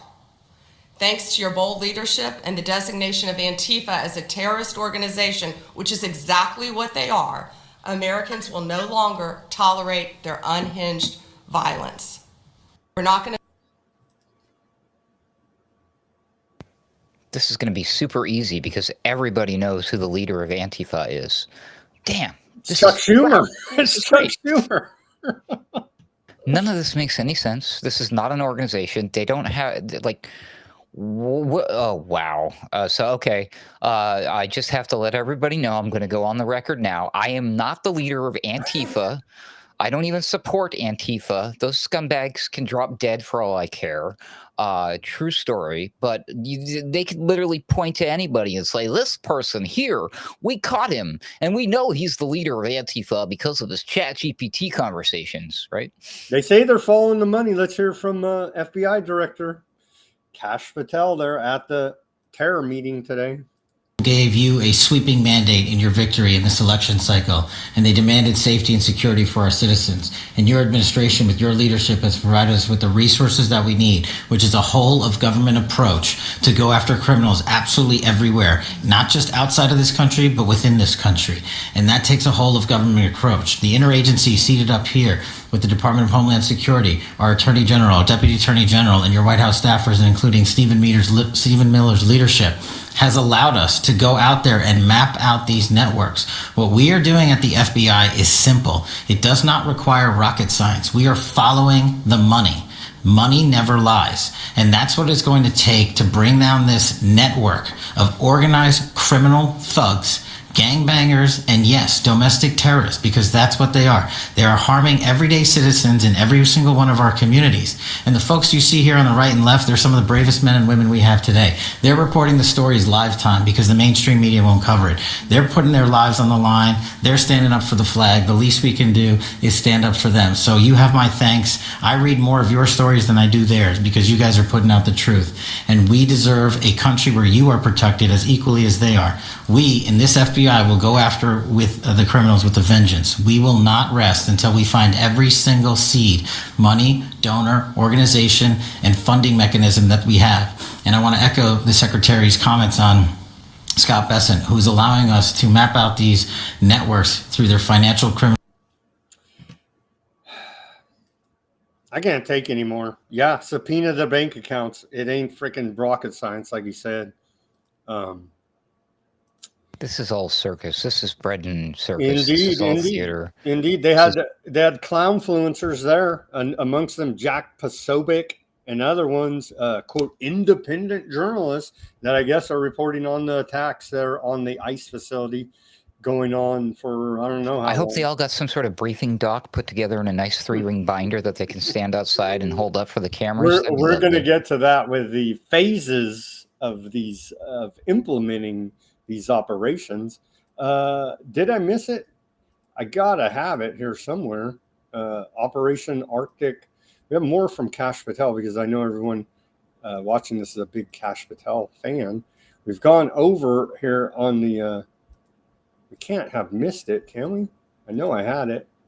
Is that guy a little geeked out, by the way? I've been starting to notice some of his habits, and he does have a bit of a... He likes to talk really fast. I don't know, man. He seems on something. He may be on the uppers. Maybe much caffeine. Oh, here it is. Well, I guess we missed it. Well, we played the clip, and I guess I cut it a little short there, but in the clip of Kash Patel on CIA operative Sean Hannity Fox show, he did mention that the de-weaponization of government, I guess is what you would call it, or exposing the weaponization of government, is named Operation Arctic Frost. Here's the post. Here's the post from, so we can document it here, from the White House Rapid Response Team. And you can see here, Kash Patel on the government weaponization in Operation Arctic Frost. Accountability is coming. We are finding every single person involved. We will work with our partners in Congress who should be furious at the prior administration's leadership and weaponization. So there you go.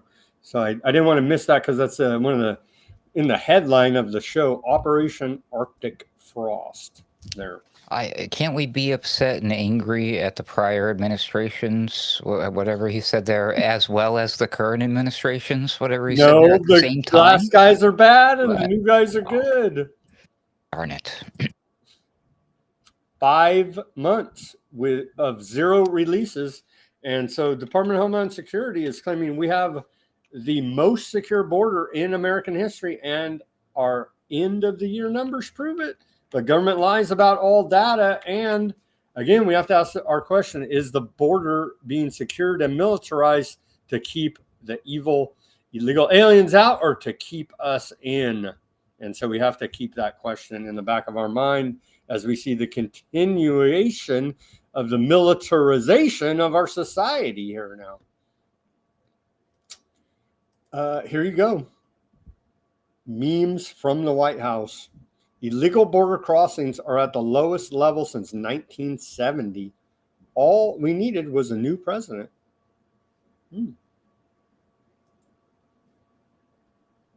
But Is that simple?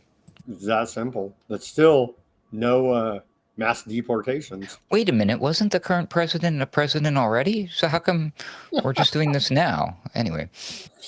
It's called organized anarchy. Okay.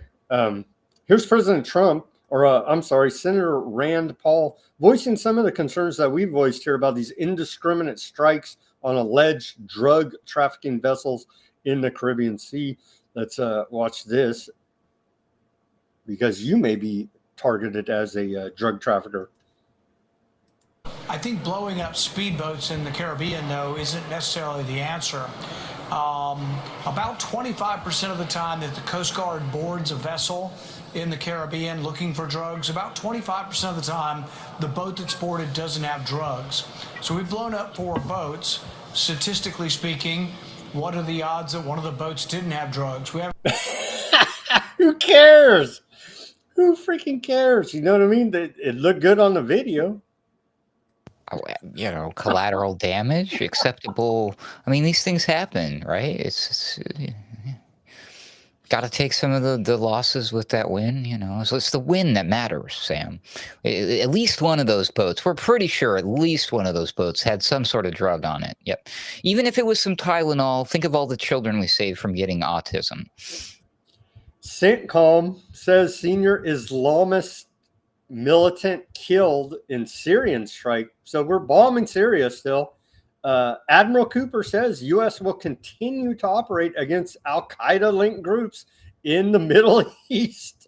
So Western intelligence funds, arms, radicalizes these radical Islamic terror groups, and then turns around and bombs them and says, look what heroes we are in the war on terror. And that's where we're at in 2025. Almost, we're at the end of 2025, the fourth quarter, and we're still playing this game since 9/11, man. And we're still doing this, but they're doing it, and they're still killing these freaking mentally ill Muslims over there that think somehow, some way, they're going to wage jihad against CENTCOM.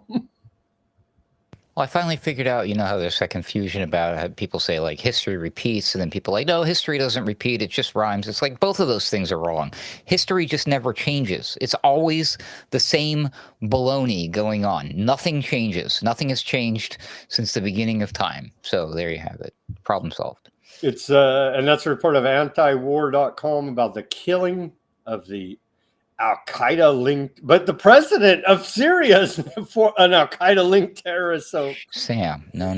He's a very handsome man. He's turned his life around. He looks great in a suit, by the way.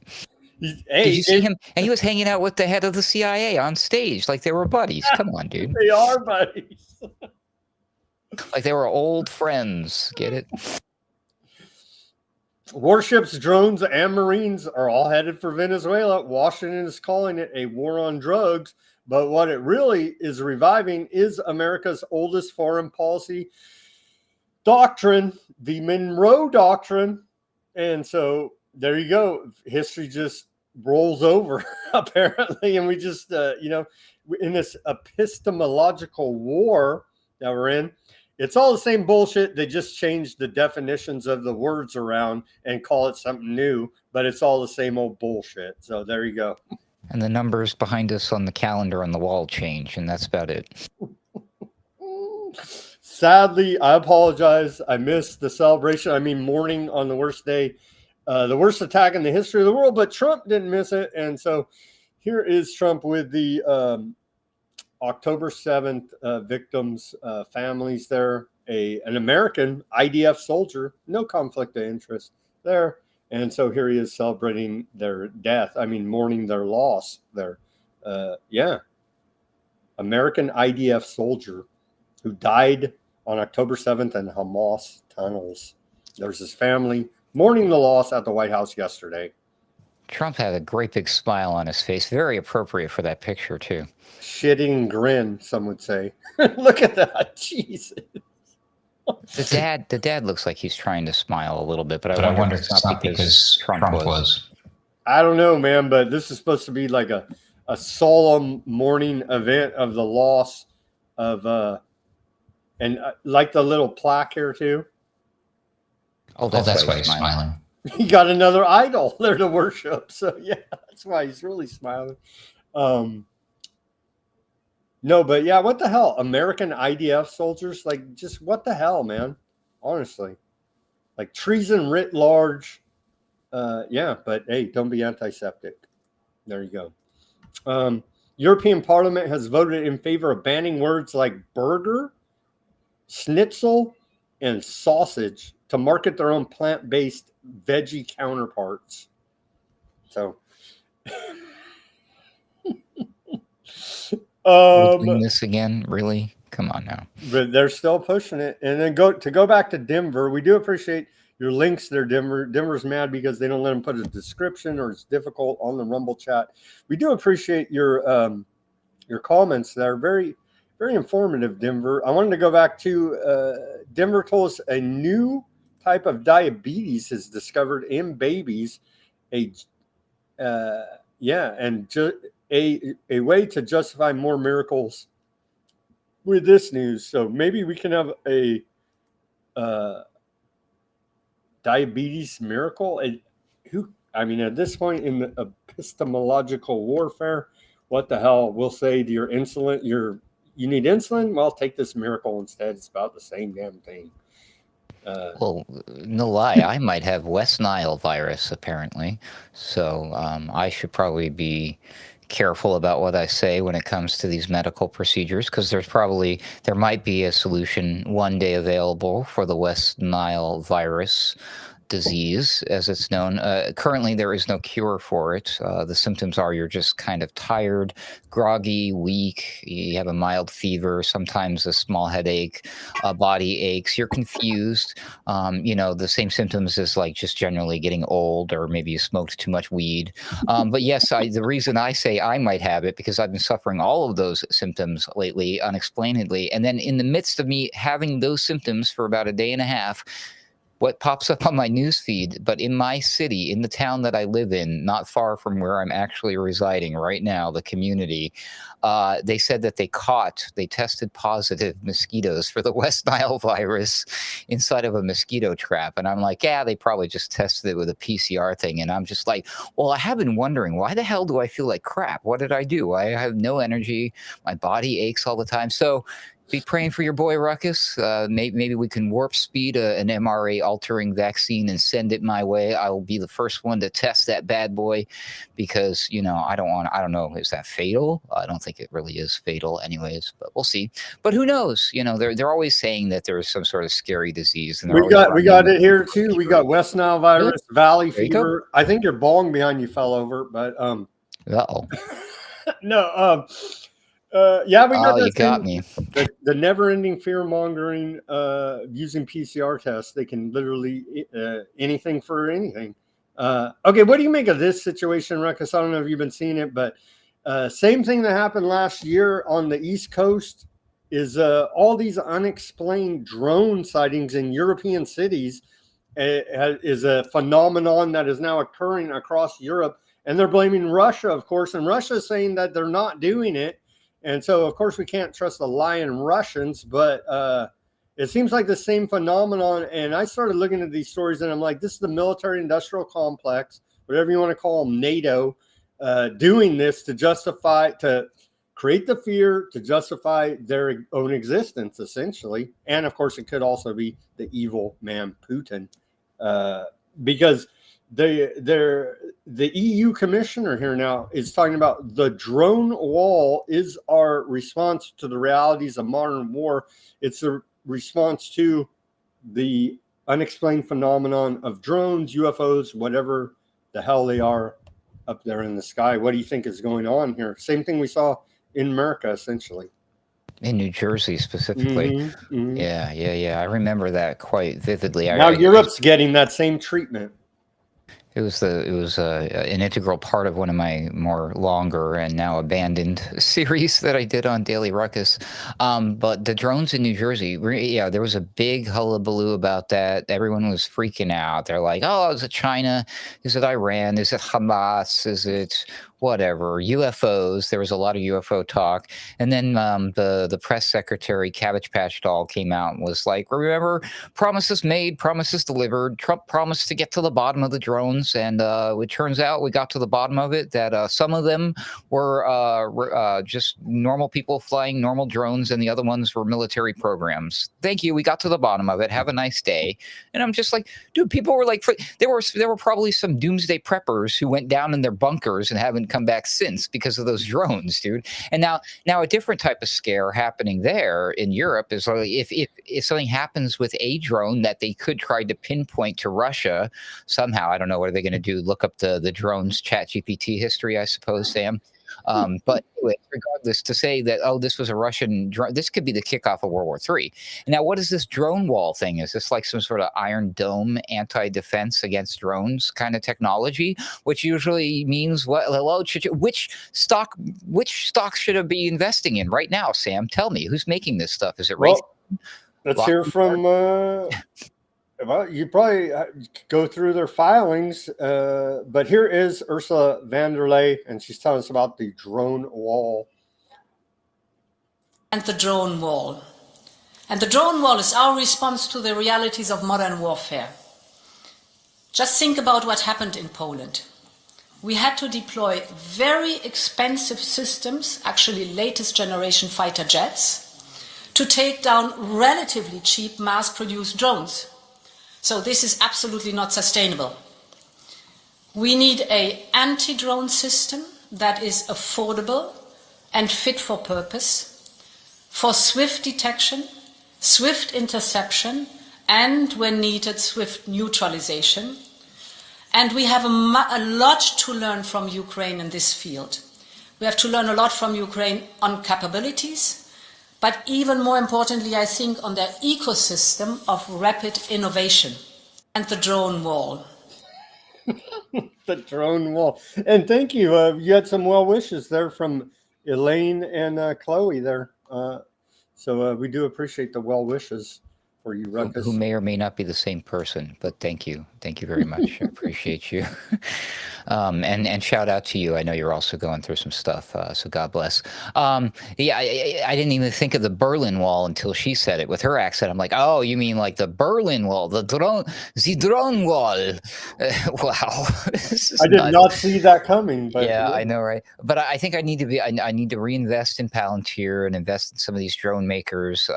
She gave me a big clue right there, not financial advice, but I would look into any of the technology companies that are currently been doing the battleground testing in Ukraine.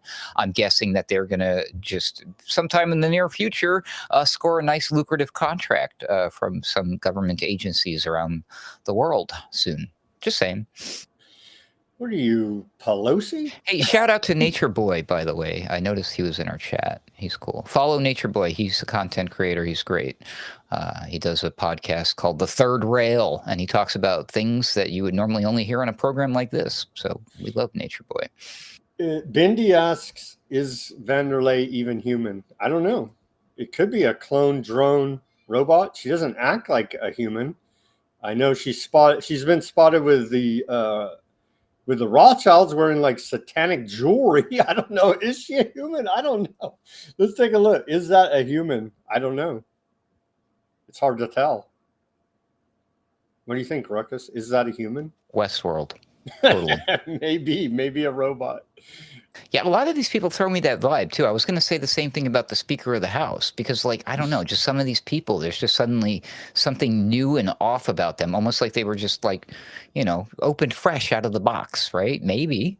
I don't know. Something's very off, and I wouldn't put it past them. I bet you anything we have that technology. I'd be willing to They bet didn't make the 10. movies and the shows for nothing. Right, I'd bet 10 Bitcoin, which is approximately $1 million. There you go. Yeah, Westworld. Go back and watch the movies and the television show. I think they made 2, maybe. The first one's pretty good, and then they kind of decline, in my opinion, after that. But look how far. Remember how long ago that they did that thing during Coachella where they showed off and blew everybody's mind with the hologram of the dead rapper. I forgot his freaking name. I'm being an asshole. Thank you, Tupac. So, but that was pretty legit and pretty realistic looking. And that the technology that they were using there is the same now, the technology that everybody's using when they do these things. And you see, I just watched The View just did this, right? Or not The View, but the Drew Barrymore, one of these shows where it's all the ladies, and they did like a Charlie's Angels reunion, and they had 3 actresses, Drew Barrymore and the other 2, Cameron Diaz and the other one, right? And they said, which one of us is not really here in the studio and is just a hologram, deep fake? And it's like, you couldn't tell which one it was. And I think it was Cameron Diaz, spoiler alert. But I'm just like, dude, the technology, I guarantee you that they have Westworld style technology, and that some of these people we see on camera at some of these events, in particular at the UN, could literally just be like androids. It could be, totally. I'm not crazy. Well, I am crazy, but that's okay. That's another story for another day. crazy like a Chuck Schumer Democrat. There you go. Okay, so a little bit more geopolitics, and then the big news of the day: Gaza peace deal allegedly. So Indian traders switched to Chinese yuan for Russian oil purchases, and so they're sidestepping the sanctions, tariffs, threats from America to go ahead and be trading and purchasing Russian oil, even though America buys all this uranium from Russia and other mineral. Who cares? We know that's been going on for a while to try to stop India from trading with Russia, but they just simply sidestep it and use it different currencies. So, the tariffs and sanction threats by Trump don't seem very effective. Okay, Russia says momentum toward Ukraine peace deal has been largely extinguished. Russian officials also reiterated their warning against the U.S. providing Ukraine with Tomahawk missiles. And so we're like, Russia said, if you give them these long-range missiles and then they shoot us with them, it's the same as if you shot us with them, essentially. And so we're like this freaking close to Russia saying America's at war with us. They've already said NATO and the EU are at war with them. So we just need them to declare Russia or U.S. is at war with Russia. We're like this freaking close right now. Long-range missiles are used exclusively for defensive purposes.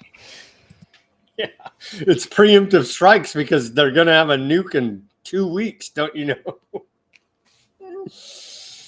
Oh, man. Okay, Hamas, Western intelligence, has agreed to the deal. The signing will take place in Egypt tomorrow, allegedly. That's what's being reported out there. The Gaza deal includes a complete ceasefire, a gradual withdrawal of the Aardvark army from 70% of the Gaza Strip, and the simultaneous release of prisoners from both sides, according to Sky News Arabia, is what they're reporting.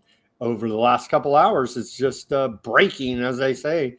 Right now, Spanish Parliament ratified a full arms embargo on Aardvark land, banning all weapons, dual-use tech, and settlement imports, and blocking Aardvark land military ships and aircraft from Spanish ports and airspace.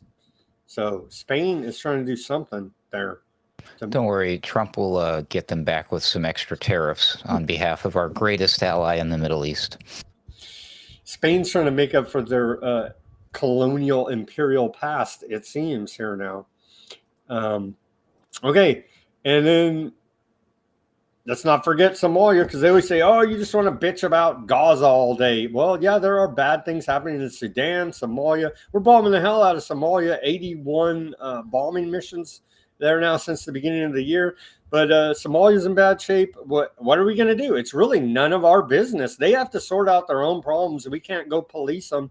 It's like, anarchy, whatever, warlord, just collapse society there. But honestly, not our problem. Sorry, but it probably is somehow, some way. America did go in there and destabilize the whole thing. So I guess that made it our problem. But yeah, Somalia's in bad shape. We're still bombing the radicals there that we created. According to the World Food Program, aid drops from 1.1 million to 350,000 people amid funding cuts. 4.4 million face severe hunger, and 1.8 million children are malnourished there in Somalia. It's quite a horrific, tragic scene going on. But again, really none of our concern, but we make it our concern. And so now it is our concern, I guess. But bad news for Somalia. Okay, they say this is the iconic image, the White House said. Reuters of little Marco whispering, and it does have tones of this. They just attacked us, right? Of George W. Bush. But old little Marco whispering to Trump at the left-wing and Antifa terrorist meeting that we may have a peace deal. And we just announced some of the details there. Here's the video. And so as Trump lobbies for the Nobel Piece of Crap Prize. Criminal conspiracy. Okay.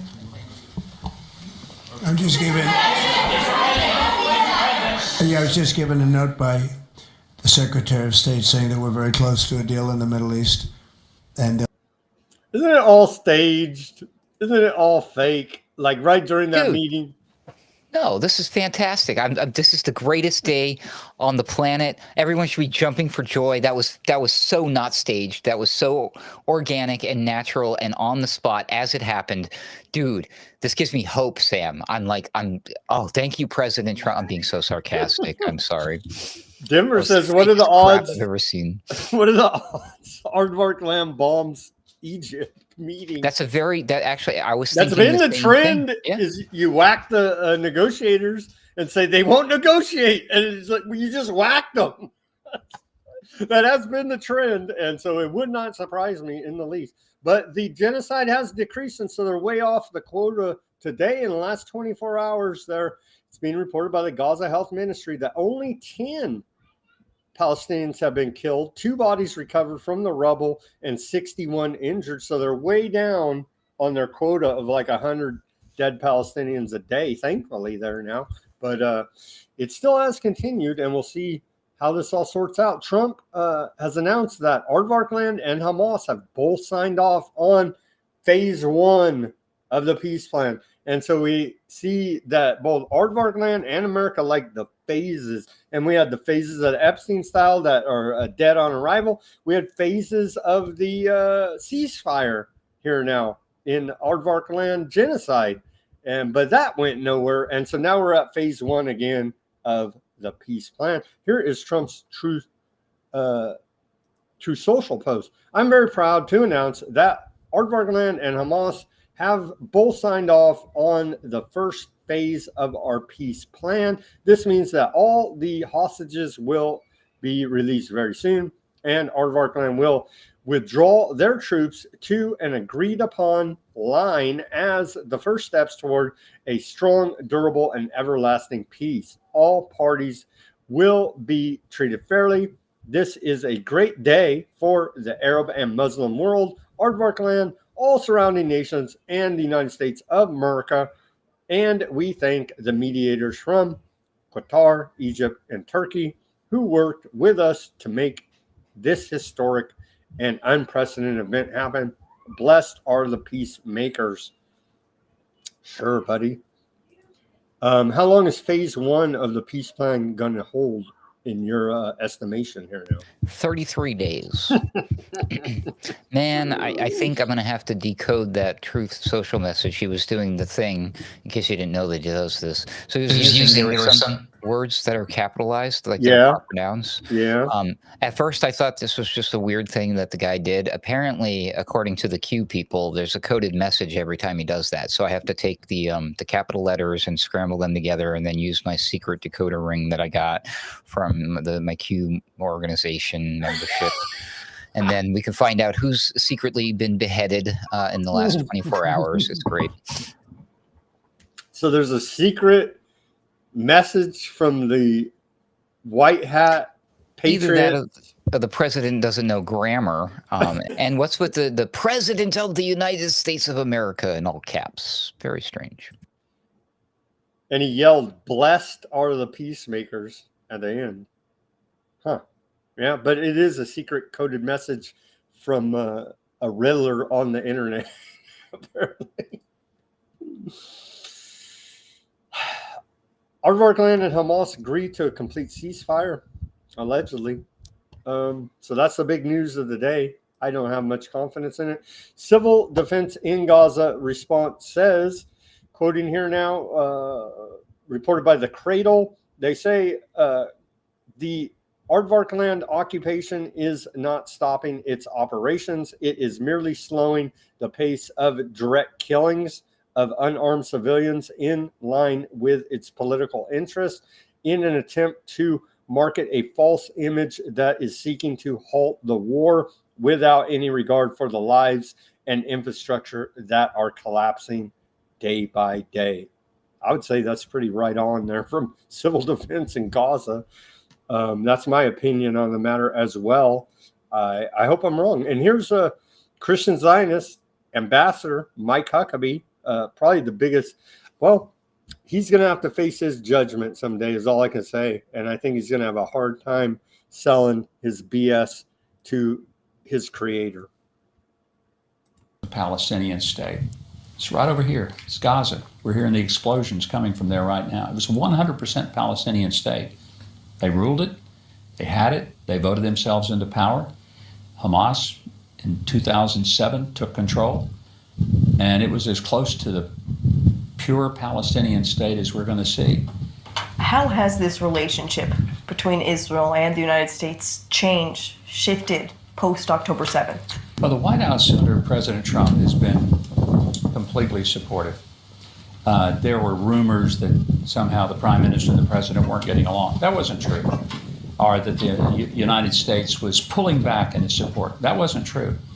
And when I was there in July and a part of a number of the meetings between the Prime Minister and the President, it became very obvious that not only was U.S. support for Israel stronger than ever, but the personal bond between these two leaders who made very risky but consequential decisions about Iran and made them together, that bond had never been tighter, closer, and more significant. I do get criticized sometimes because people say, you take Israel's side. Well, it's a very short line of people who even will defend Israel in the midst of this. There's a long line of critics. But here's why I take that position. Israel is our partner. I've said that repeatedly. It's our partner, which means that if you insult my partner, you're insulting me.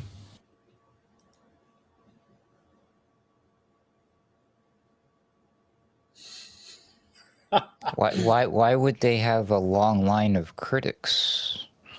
Because they're killing the hell out of them over there. They're genociding them. Ah, gotcha. They're ethnic cleansing and genociding by the textbook international definition of those words is why, exactly why. And he just admitted that they're best buddies. All that was fake news. Trump is upset with Bibi. And I called it right then. I was like, this is all BS. They're best buddies, and they love the genocide. So there you go. He's admitting it. Therefore, you. More about the propaganda. They're going to keep. They've already made the investment in big propaganda to be pro Aardvark. Legacy journalists from the New York Times, CNN, are mentors in a fellowship founded by pro Aardvark, quote, information war. Drop site is reporting. Let's take a look at this report. information war. Where have we heard this from before? Huh. And so they just go on here, October 7th, the worst time ever. I should have done a better job of summarizing it. Anyway, we'll probably come back to this because I don't have time to read this whole thing. But hey, as long as you're on board. And then Hollywood has already churned out at least a dozen Hasbro films or TV shows on October 7th. It's a new cinematic subgenre, the Aardvark Telegraph Agency declares. Here's the headline there. On Paramount Plus, Apple TV, HBO, and more, October 7th emerges as a cinematic subgenre. At least a dozen movies and TV shows, including Red Alert and One Day in October, have hit screens 2 years after the Hamas attack on aardvarks. It should say after the stand down and Hannibal doctrine implemented there, but they conveniently leave those parts out of the narrative. Paramount Plus, right? They're the ones that just bought out CBS. How about Surprisingly enough, an Ellison property now. And he's the number one funder of the IDF, self-admitted and proud of it. So there you go. I have one extra story about Israel propaganda in case you don't cover it, but we'll see. A new Brown University report says that the United States has given at least $21.7 billion with a B in military aid to Aardvark land since the beginning of the war in Gaza, October 7, 2023. $17.9 billion under Biden and only $3.8 billion under Trump, according to a report from the Associated Press. And then a little bit more. They did throw 33 in here, Ruckus, for your entertainment. A new report from Brown University finds that America has spent $33 billion on Aardvark land in the last 2 years. That's $45 million every single day. That's $4.85 per every citizen of Aardvark land. The American taxpayers have sent every citizen in Aardvark land a $144 check every month for the last 24 months. A family of 4 in Aardvark land is receiving $577 per month in subsidies courtesy of the American taxpayer for 2 years now. Aardvarks still have free healthcare, free college, and subsidized childcare. They haven't reduced any social welfare programs. Meanwhile, Americans are literally paying for groceries with their credit card. So, I mean, they're God's chosen people. F you, Americans. You know what I mean? Wait, there's still Americans who can afford groceries? I'm so jealous. There are, but it's on their credit card. So, yeah. Oh, well, if I had a credit card, I guess I would be doing that too. Now here's a funny clip from the Young Turks.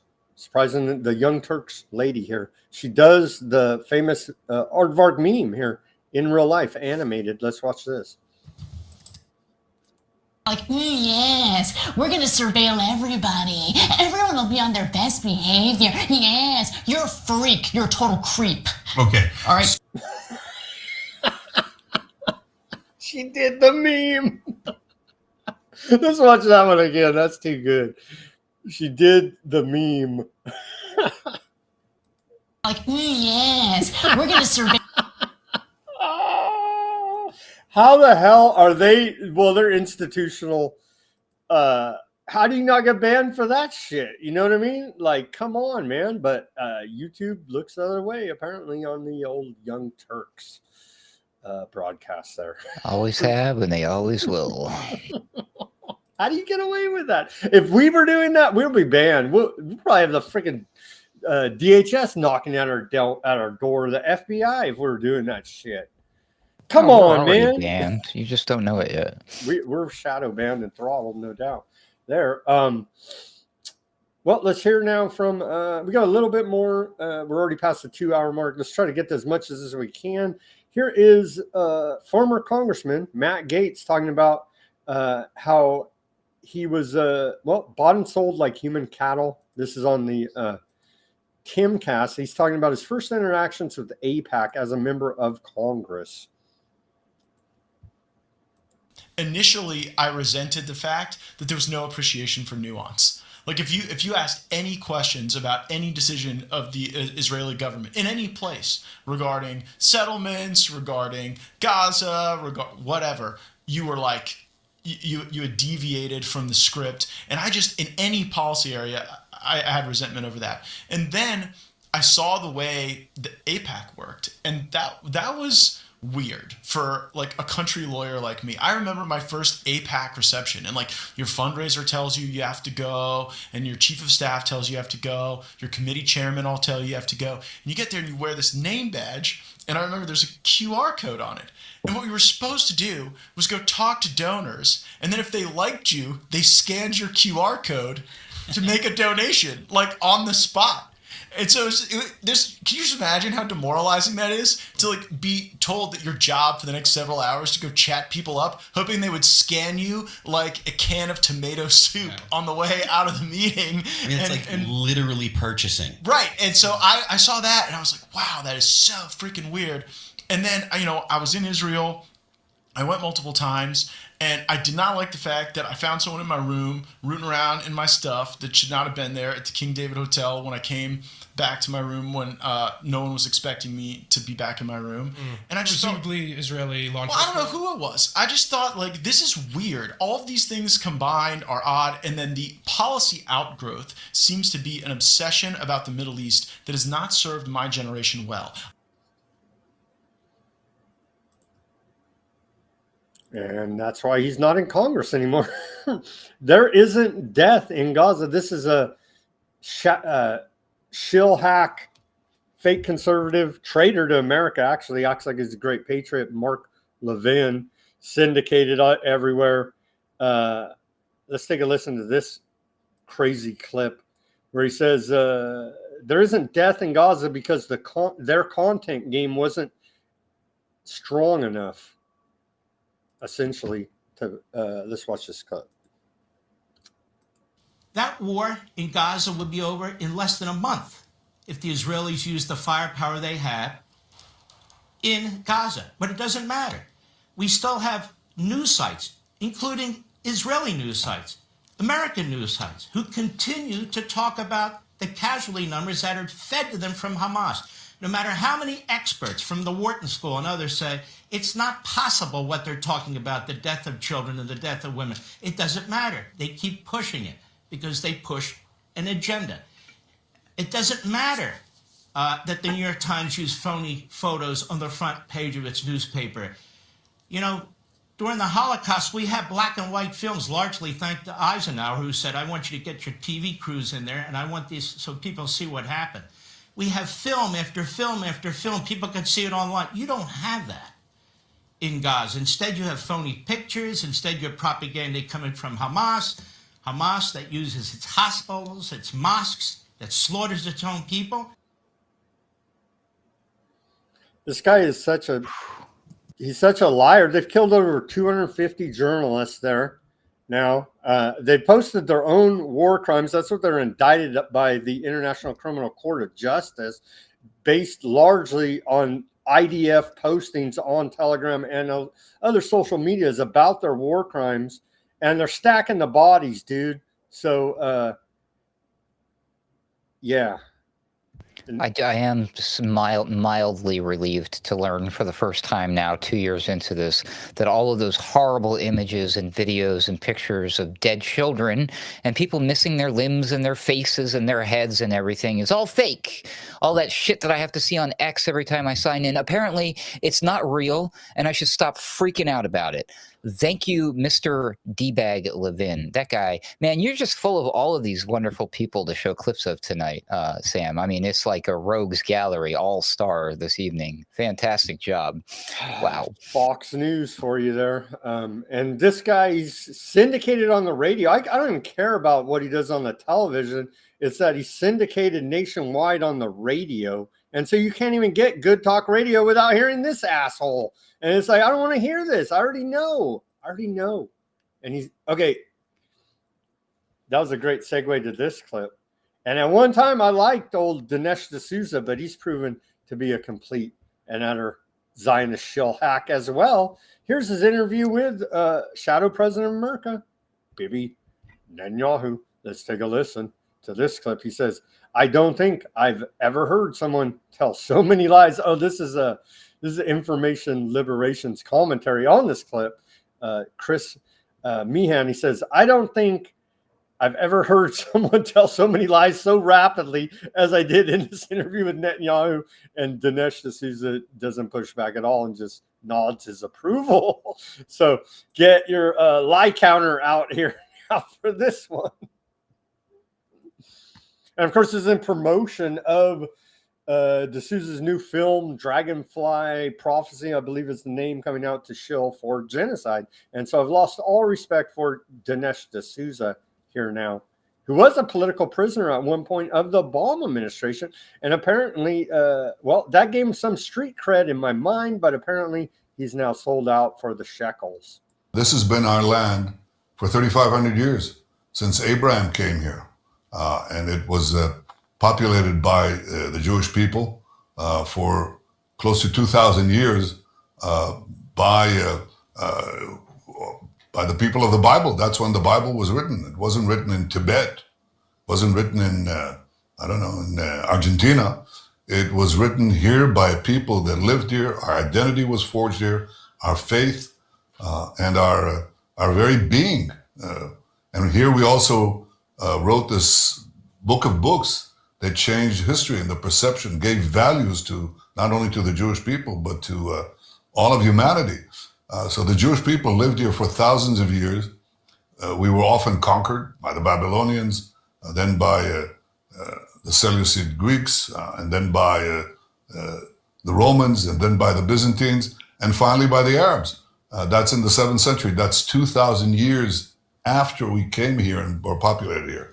And after the Arab conquest in particular, the Jewish numbers in this country dwindled because the Arabs actually took possession of the Jewish farmers' land. So it's not we who colonized the area from the Arabs, it's the Arabs who colonized the area from the Jews. See? We had it all backwards the whole time. God, he straightened that out. Yep. It's a good thing he's such a biblical scholar, too. I mean, he should know everything about the Bible because Jews, that's their number one source of information, of course, is the Bible, just like Christians. Oh, wait a minute. That's not exactly true. So don't fact check me. And everything I say from this point forward will be, thank you, President Trump. Promises made, promises delivered. We love you, Chuck Schumer and Aardvarkland. What, man, unbelievable. And yeah, Dinesh D'Souza, that guy's like a cross between a used car salesman and somebody who's like a B-movie actor playing a stand-up comedian who sucks. That's Dinesh D'Souza in a nutshell. Yeah, have you seen this? I forget even his stupid website's name, like conservative something or other, and it's just clickbait.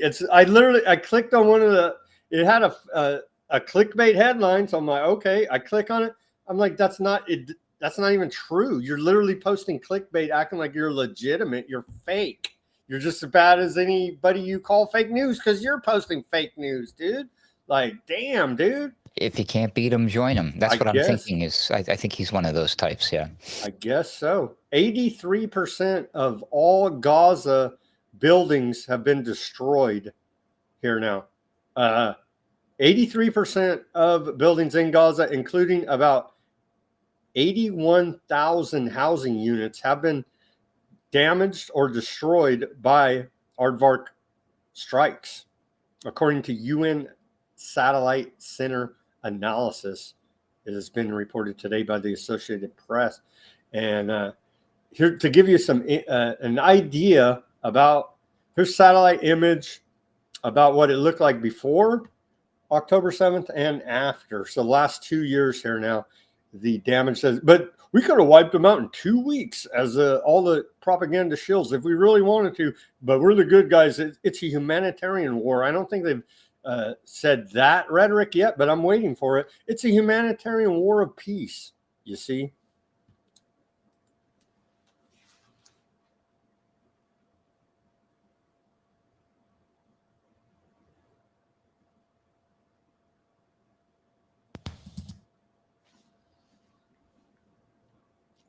No audio on this clip, but it's a visual. You can see they're literally wiping the place clean over the last 2 years here now. And now it is just a cleanup operation, actually, at this point. That's fantastic.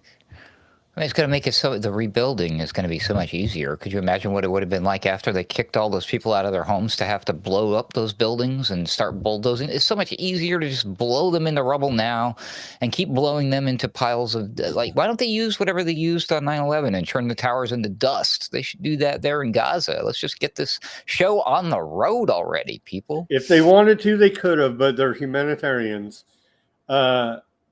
Old President Erdogan says Aardvark land, has surpassed even Hitler in crimes of genocide. Here he is speaking in his, what do they speak? Turkish? I guess Turkish, no? In Turkey? Whatever the hell he's speaking there. It's we do have English subtitles translated here for you. İşte tam 2 yıldır. İşte tam 2 yıldır. Soykırım suçlarında Hitler'i bile geride bıraktılar. We can understand the heat L-O-E-R word. Hitler. Okay, and then that's a great segue to our last report. Oh no, we have one more. But here you go. Here is Ben Gvir at the Al-Aqsa Mosque. Oh man! Provocateuring. Don't do this to me. You can't end it with Ben Gvir. Oh, no, we have one more. We have one more clip, and then, but trying to provoke Muslims to go and attack, essentially, as he desecrates their holy site, the Al-Aqsa Mosque. Here he is performing a Talmudic ritual at said site.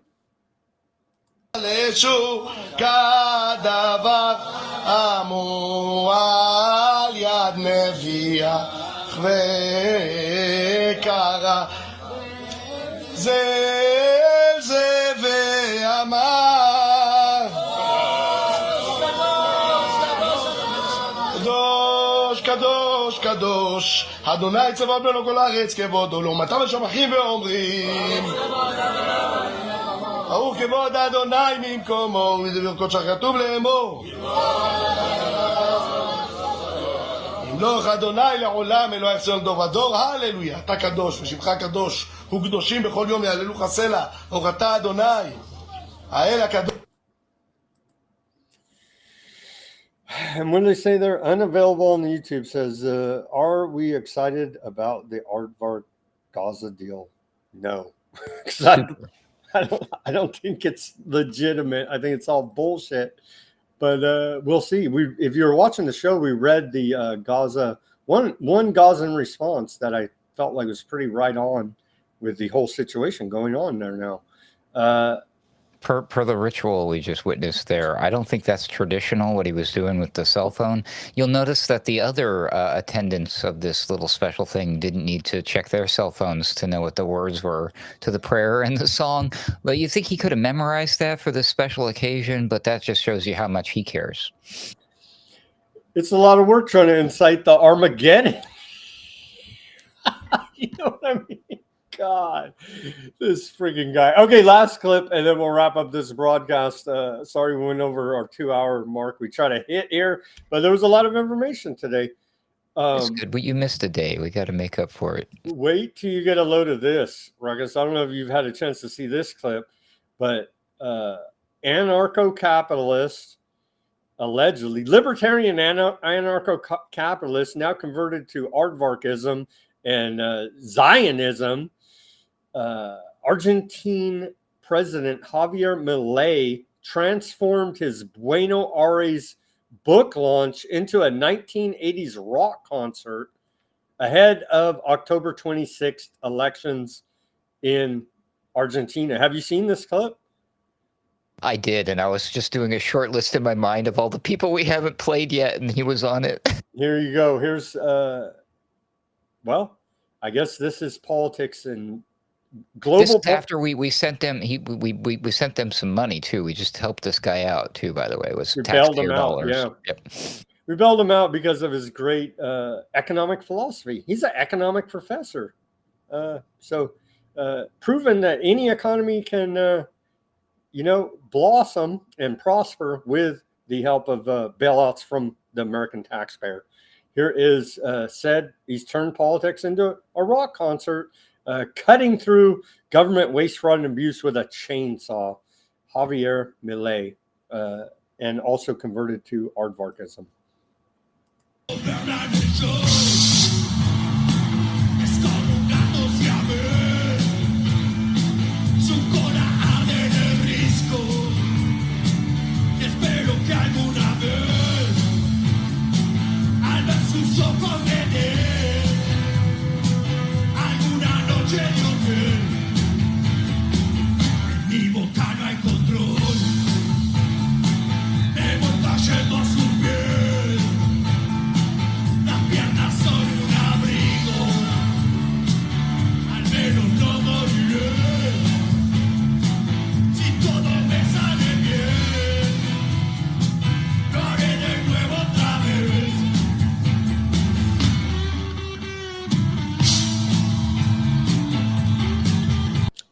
And that's your Zionist president of Argentina. He's a rock star, literally. Literally. Wow. What song was that? I want to know what the lyrics were. That'd be interesting. So it's all they're showing you. It's theater. We had the staged photo op there of little Marco and Trump today, and then you have this Milei doing a rock concert for his book tour launch ahead of the Argentina elections later this month. So it really is all theater. It's not even hidden, for crying out loud. They're all actors, and they're rubbing in our face while doing Talmudic satanic rituals. That's where we're at here, Ruckus. Hooray. Oh, God. This is why we love Chuck Schumer. And thank you, President Trump. Don't be a panikin. Trust in President Trump. Promises made, promises delivered, everybody. Indeed, indeed. Okay, let's go quickly to the Odysee, because we can't. Is it okay if I just inject one quick one? I just Go want to ahead. show the headline. I got to show the headline. This is huge. So according to some FARA filings, this is how everybody's finding out about this, but apparently, allegedly, Israel is spending $4.1 million to brainwash United States Christians using virtual reality and specialized geofencing campaigns. I'll read the first paragraph. Newly released FARA filings have revealed that the Israeli regime is paying up to the $4.1 million to a U.S. firm, mind you, to develop a virtual reality program called the October 7th Experience. No, not the Jimi Hendrix Experience, but the October 7th Experience, aimed at brainwashing American Christians and targeting them through geofencing propaganda ads at churches and colleges. You're probably going to see a lot of talk I about reported that. on Monday on that. Yeah, I remember. I wasn't sure because I was like, I've seen No, everybody they're talk. rolling out. It's hard to keep track. Even they're rolling out massive propaganda campaigns right now to support Zionism and aardvarkism and genocide and ethnic cleansing. And so Right. it's one. you got the paid influencers. You got the 50 states and one aardvark land project where they send over all these state reps. You've got them, the clownfluencers paid off. This program. And on it goes. It's hard to even keep track. We're just overwhelmed with it here now. Larry Ellison owns half the freaking media. And you're like, aardvarks own the media. Don't be an anti-Semitic conspiracy theorist. And you're like, no, look, the guy literally says, I'm the #1 funder and proud of it, of the freaking IDF, and I own all these media companies. And they're like, shut up, freaking hater. You know what I mean? It's like, what the hell? What's going on here, man? There you go. There it is. There it is. Enough said. Okay. Wow. Over to the Odysee chat, we see Fat Bob, Gurr. They're liking Pam Bondi is a. Oh, I thought you were saying you're attracted to her or something. It's called her the C word over there. Okay. Highland, Gurr, John. Let's see. Any other comments we can say on this family-friendly show? Yeah, sounds like a pitch, man. So does Orange Man. Yeah, well, that's what they are, is salesmen. If he wants to stop crime in Chicago, he would have carpet bombed the Negro neighborhoods by now. Damn, that seems a bit extreme, but so does 110,000 gang members in Chicago. That sounds pretty damn extreme as well. Have Scientologists invaded Chicago too? I saw a video of their building in California. I don't know. That's something to look into. Pritzker is an aardvark. I once told a cop who wanted to enter my home that I never invite vampires or cops into my home. Well, maybe Pritzker's onto something. They're not inviting Trump to deploy National Guard in Illinois. Cash must be on Ritalin. Yeah, he seems like he's on some type of uppers, man. That guy, he can blah, as Rekos was saying, he can really talk there like he's on some type of stimulants. And the crazy eye thing, I don't even know how he does the crazy eye thing either. All right, friends, thank you for keeping that chat lively and tuning in on the Odysee as always. The Bitchute, thank you guys for tuning in on the Bitchute. The Rockfin, no, sorry, I'm banned from Rockfin. The Rumble. Thank you guys for the lively Rumble chat there. As always, Denver Hemp Car came in at the end. Who else did we have? We had the regular listeners over there. Appreciate you guys. At the end, I did get an email from Barry Dutton. And just let me read that quickly. Said he's depressed over his woman issues, and said that he's having some help from talking things through to help him get over his broken heart there from some female members of our audience. So we do appreciate those efforts to ease the heart of Barry there.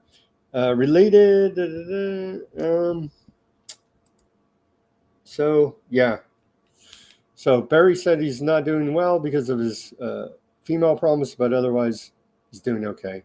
Well, shout out to you, Barry. I hope you get over it soon. I did get that email from Barry Dutton today, so I wanted to mention that on the show. And then where are we at? We already thanked Rumble, Kick, Facebook, Twitch, and YouTube. Thank you guys for tuning in on the YouTube and that are heavily suppressed messages trying to go out there.